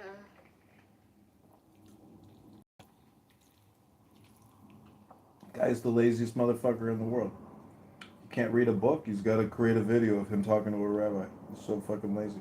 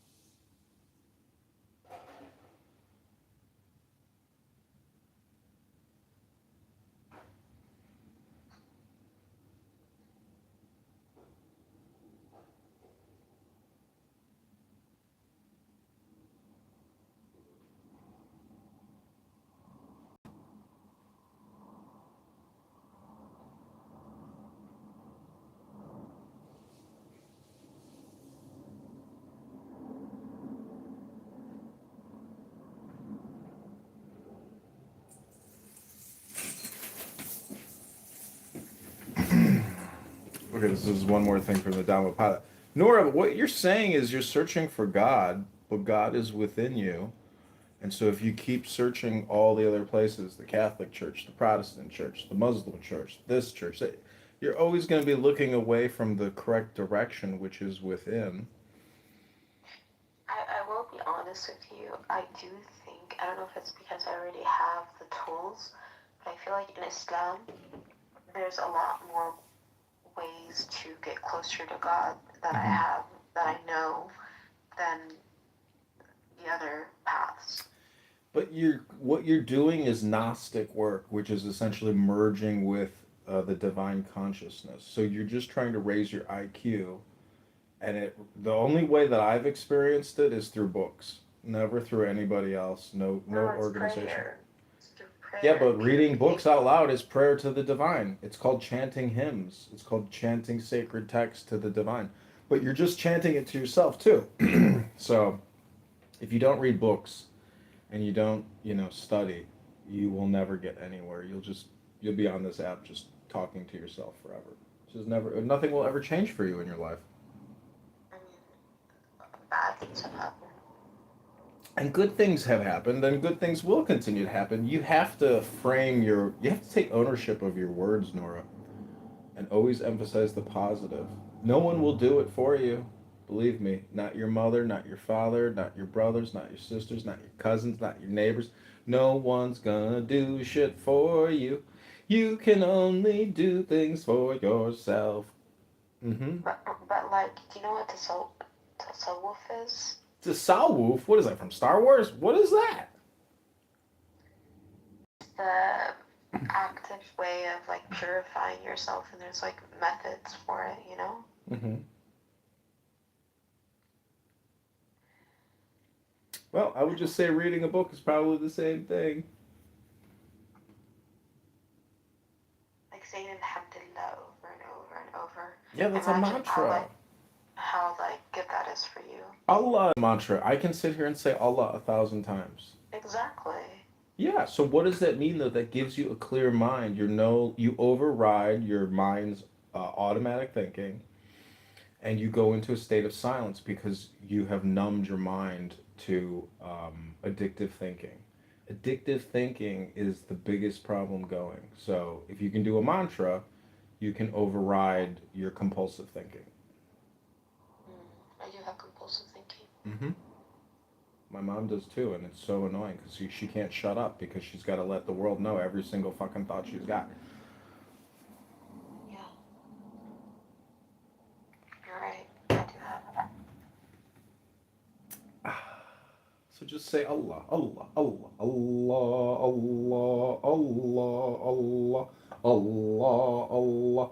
You can say Hashem, Ribayna Shalaylaim, Rabbana Shalalam. Any mantra will work because it's doing the same thing. You can say Nirvana, Nirvana, Nirvana, Nirvana, Nirvana, Nirvana, Nirvana. I think the meaning of it does matter though. Not after you say it enough, because when you say it enough, it loses its meaning. You're just creating a vibration, a chant.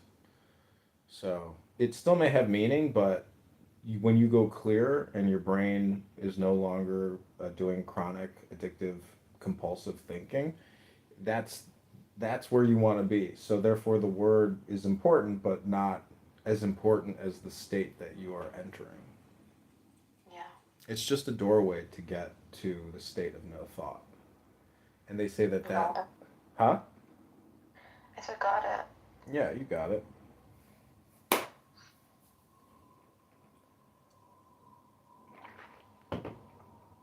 But what's cool about reading a book out loud is you're doing the same thing, but it's much more complicated. And you can access real intelligence. And hopefully when you read out loud, you have comprehension. If you have comprehension, then you become the Skywalker. And, you have the power of the Force. So everybody on this app is just addicted to talking, addicted to thinking, but no one is exchanging real high-value information like they are in the official John Kitover birthday party room. Victory! Victory! Alhamdulillah!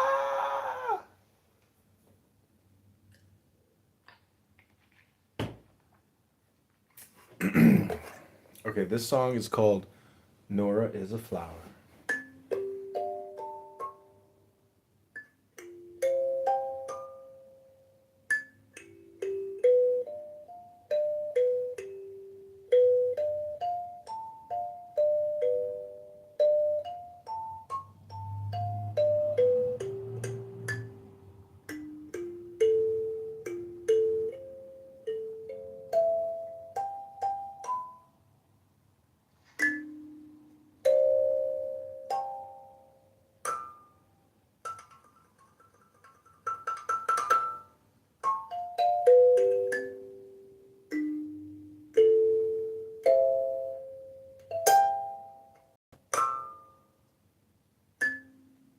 Nora is a Flower, performed by candidate Congressman John Kitover of the 16th District in Illinois.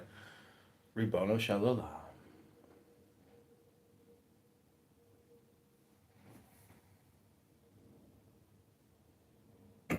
Okay, we only got 27 more minutes till my birthday party ends. It's been a fun birthday party here at Clown House. Okay, this is called Miss Laney. This is a meditation, aka reading a book out loud. Take the deepest breath of the day. Here we go. If by giving up lesser comforts, a greater happiness is to be found, the wise should give up the lesser comforts in view of the greater happiness. How foolish to seek comfort through someone else's pain. There is no escape from the trap of animosity. The indolent and negligent accrue unwholesome mind states by doing what should not be done, failing to do what should be done. Unwholesome mind states disappear among those who are mindful of the nature of the body, and who stop doing what is right not to be done, and fulfill what needs to be done. Having killed the mother craving and father conceit, having killed two priestly kings, two wrong views. Subnote, this refers to eternalism, the notion that a self or soul endures forever, and nihilism, the notion that there is nothing that transcends this mundane life and no karmic repercussions from one's actions. Having destroyed the tiger-infested road, doubt, the fifth one, the noble one, proceeds from free of dangers. He has vanquished the hindrances, lost anger, sloth, and torpor, skepticism and distraction of mind, and he emerges the noble one, unscathed. The disciples of Gautama are truly awake, day and night, focusing on the Buddha. The disciples of Gautama are truly awake, day and night, thinking of the Dhamma. The disciples of Gautama are truly awake, day and night, meditating on the specific virtues of the members of the Sangha. The disciples of Gautama are truly awake, day and night, concentrating on the nature of their physical bodies. The disciples of Gautama are truly awake, day and night, joyfully practicing non-violence. The disciples of Gautama are truly awake day and night, setting their minds joyfully on meditation. It is hard to renounce the world. It is hard and troublesome to live the household life. It is painful to live with those who are in a different way of life. In these ways is the wayfarer beset with troubles. End your suffering. Cease being a wayfarer, person devoted to his faith, disciplined, illustrious, and prosperous, is honored wherever he chooses to live. Good people are visible from the distance, like the Himalaya mountains. Bad people become invisible, like an arrow shot in the night. Sit alone and sleep alone. Walk alone enthusiastically. Tame yourself alone. Enjoy the life of seclusion in the forest.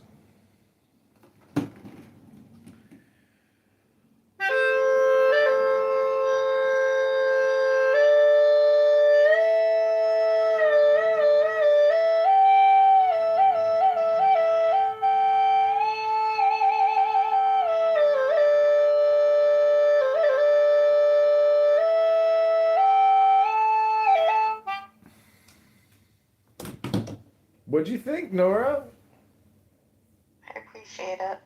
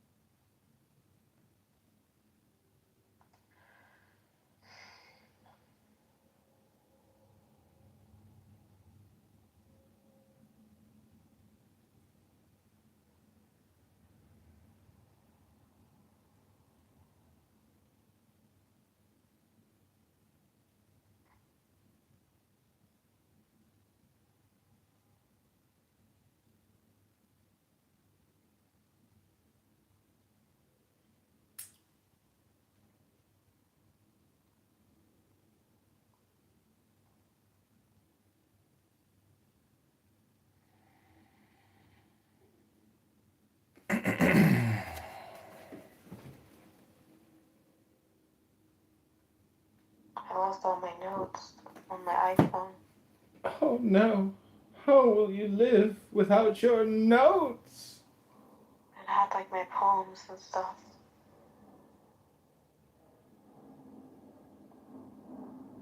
Really messed up.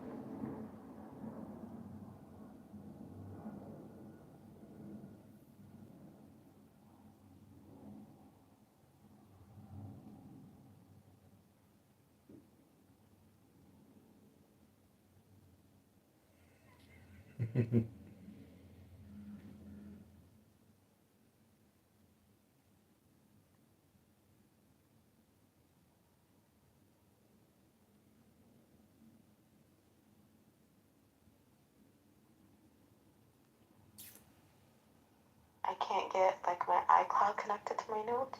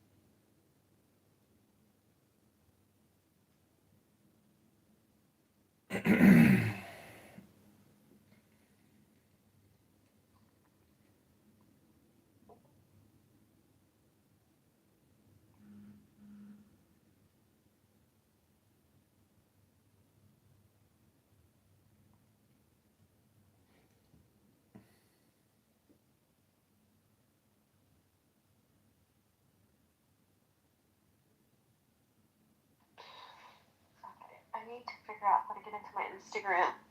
It's the one that I did at the meetings. Just try the password reset. It's wanting me to reset it to my phone number, and it changed my phone number. But I think I might still be able to connect to my WhatsApp. I can find my phone. I don't know what I did with that phone though.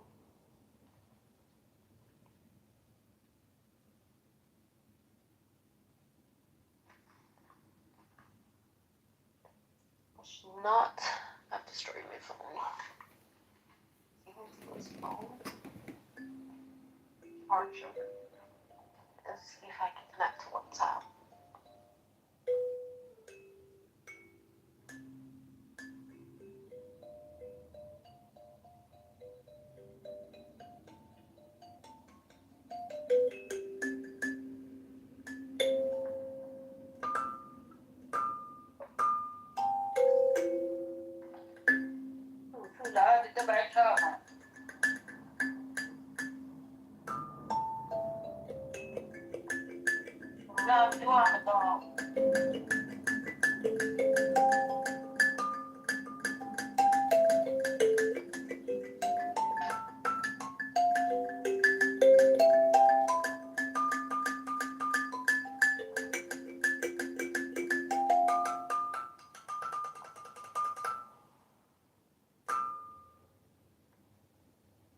If I get a Would I still have that WhatsApp? What was that? Trying to see if this is charging. This phone's gonna charge. Like if I wanna like connect to WhatsApp on my old phone that's like broken and like doesn't have a like SIM, will it still have a WhatsApp? Charging. Yeah. Oh well. This old phone. My screen is completely like destroyed on my old phone. And then I destroyed the other phone because Diego asked me to destroy it, like a dumbass, I destroyed it. Holy shit! Did he at least buy you a new phone? No. Yeah. He's like, you don't need a second phone. And then I broke my old phone.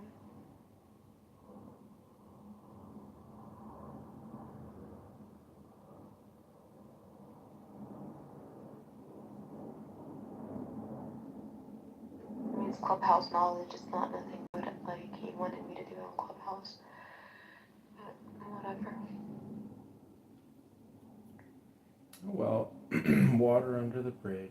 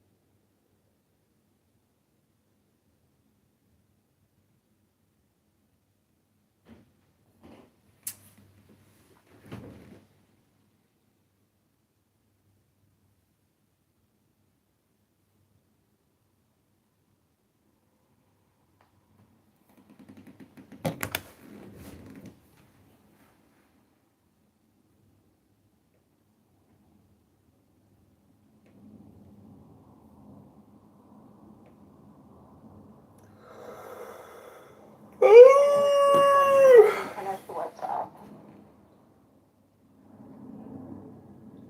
Is that WhatsApp? Okay, I think I can do this through WhatsApp. Okay, I think I can connect to my Instagram through WhatsApp. You got this, girl. Let's see. Where there's a will, there's a way. Log into existing account. Because I lost my Nuda Banuda account, I was permanently banned.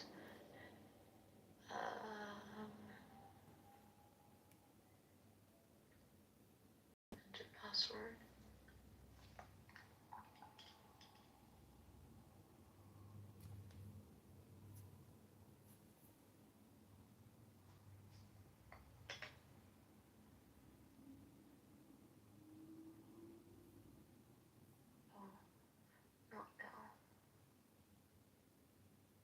in.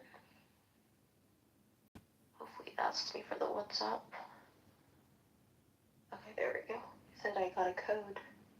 Yay! I got in. And the code is 935153.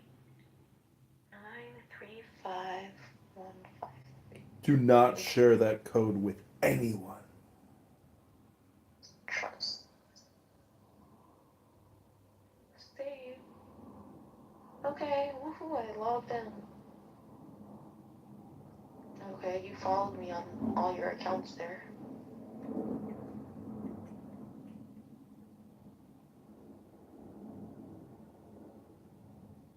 I guess I have to use this account since I don't have access to the other one.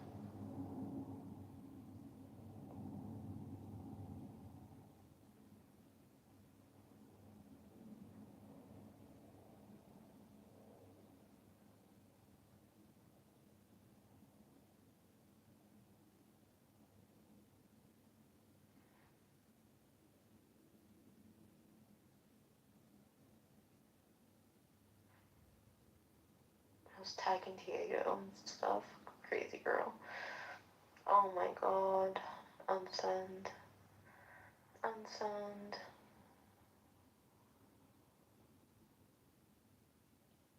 Unsend.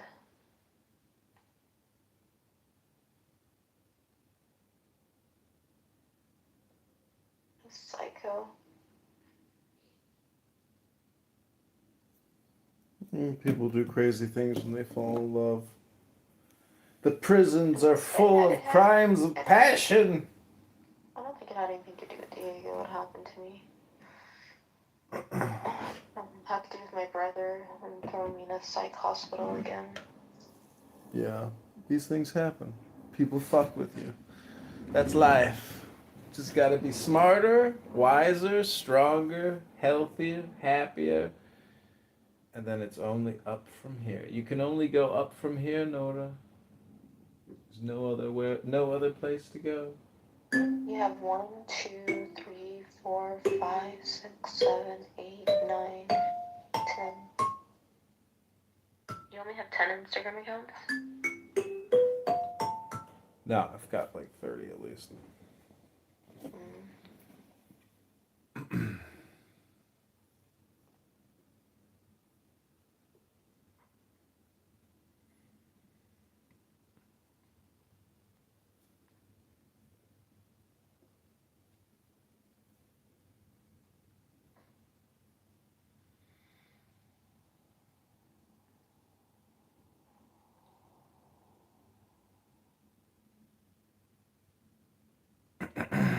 I got a lot of work to do. I've recorded, Clubhouse for like 4 weeks now, and recorded a lot of books, but a lot of the videos are on private, so I have to find some time to go through like 20 YouTube accounts and turn thousands of videos You make public. your videos on private after you have them on live for a while. Why do you do that? I don't. It's just the way that YouTube works. It automatically sets it to private.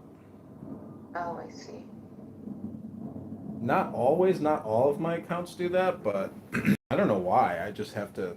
It could be because of the subscribers are low. It forces me to do that, and my biggest account doesn't make me do that. So my big account only has 1,700 subscribers, so it's not huge. But compared to my other accounts, I got like 700, 800, 400.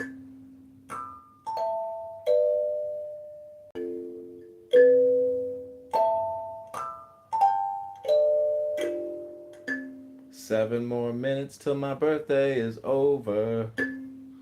Just 7 more minutes to party. So if you got shots, let's get it out. Time to party. It's my B-day.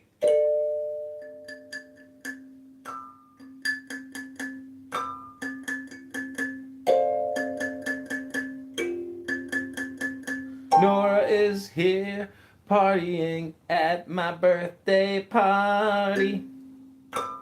Nora, what do you want for your birthday? I want my face to heal and to go back in time. Oh, so one thing is real and the other thing is imaginative. There you go. Well, unfortunately, Nora, you do know there's no such thing as the past, right? Right now, there's no past. Right now, there's no future. It's a concept. It doesn't exist in the now. Mm. The now is all there's ever been and all there ever will be. There's no such thing as a future. Why? Because it's called a concept. It doesn't exist in the real world. You can't touch it. You can't taste it. You can't smell it. Smell it. You can't feel it because it's just in your mind. It's not in the real world. It's a thought. Weighs less than a fart.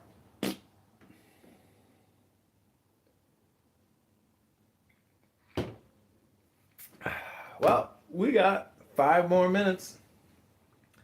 5 more minutes.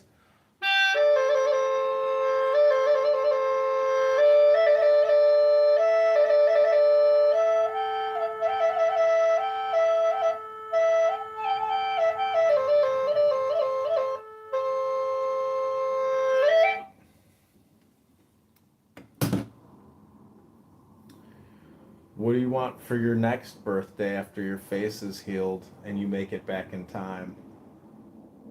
Um, I, I just want to fix all the damage I've done the last 2 years, or last maybe 40 years.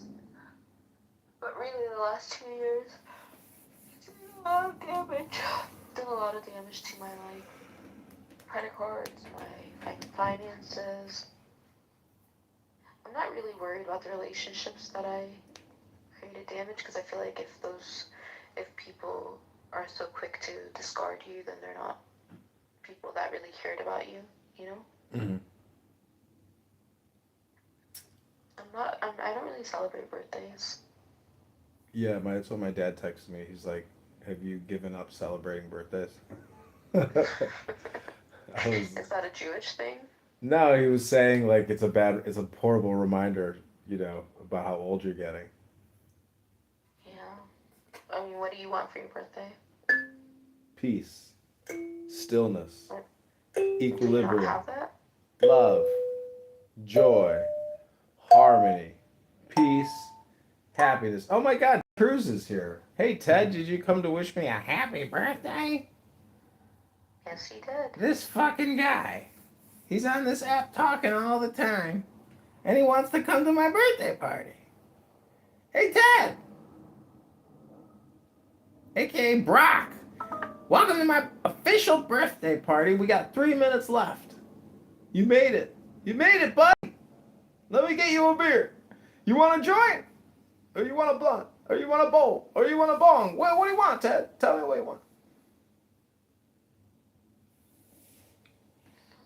Hello? Hello? All right, this next song is dedicated to Brock. I hope it brings him more peace.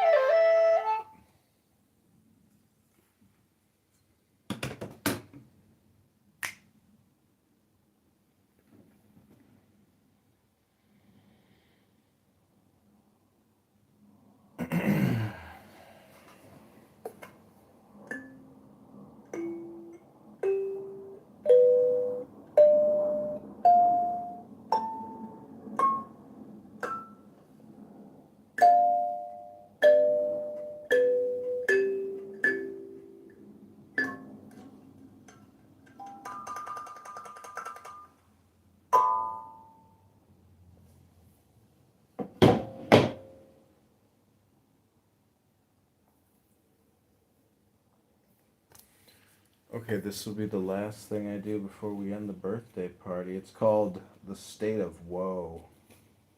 Mm. This is a meditation.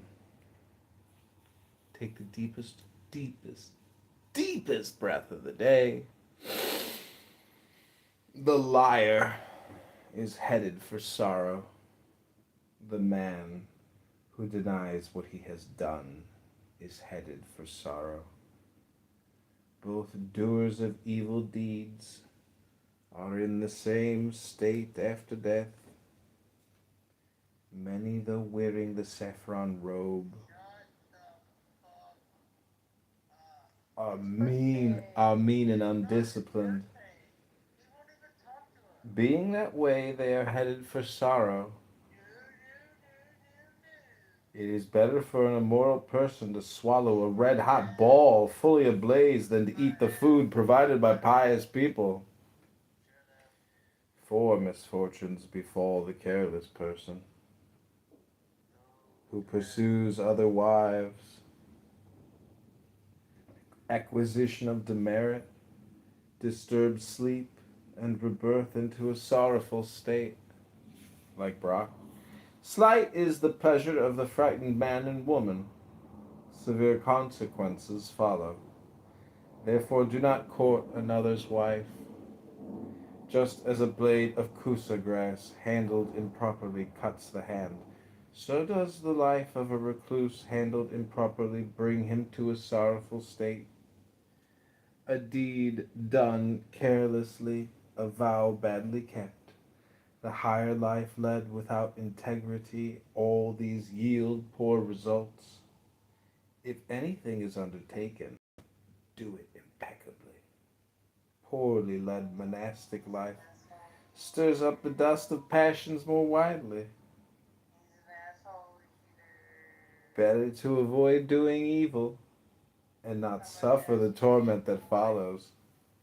Better to do what is right and not suffer the regret.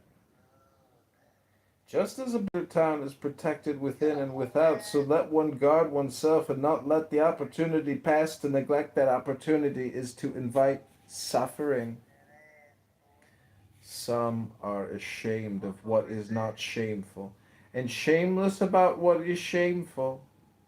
Follow such false views. They go to a sorrowful state in the goo.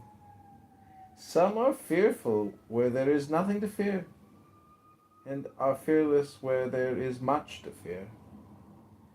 Holding such false views, they go to a sorrowful state.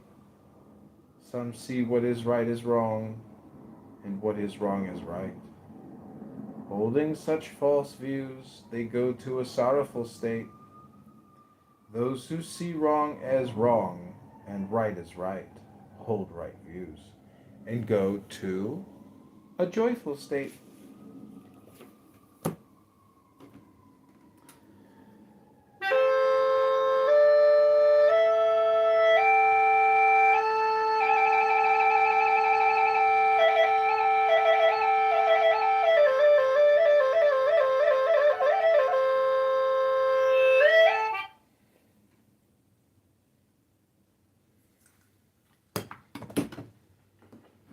Yeah, I think a woman will nipple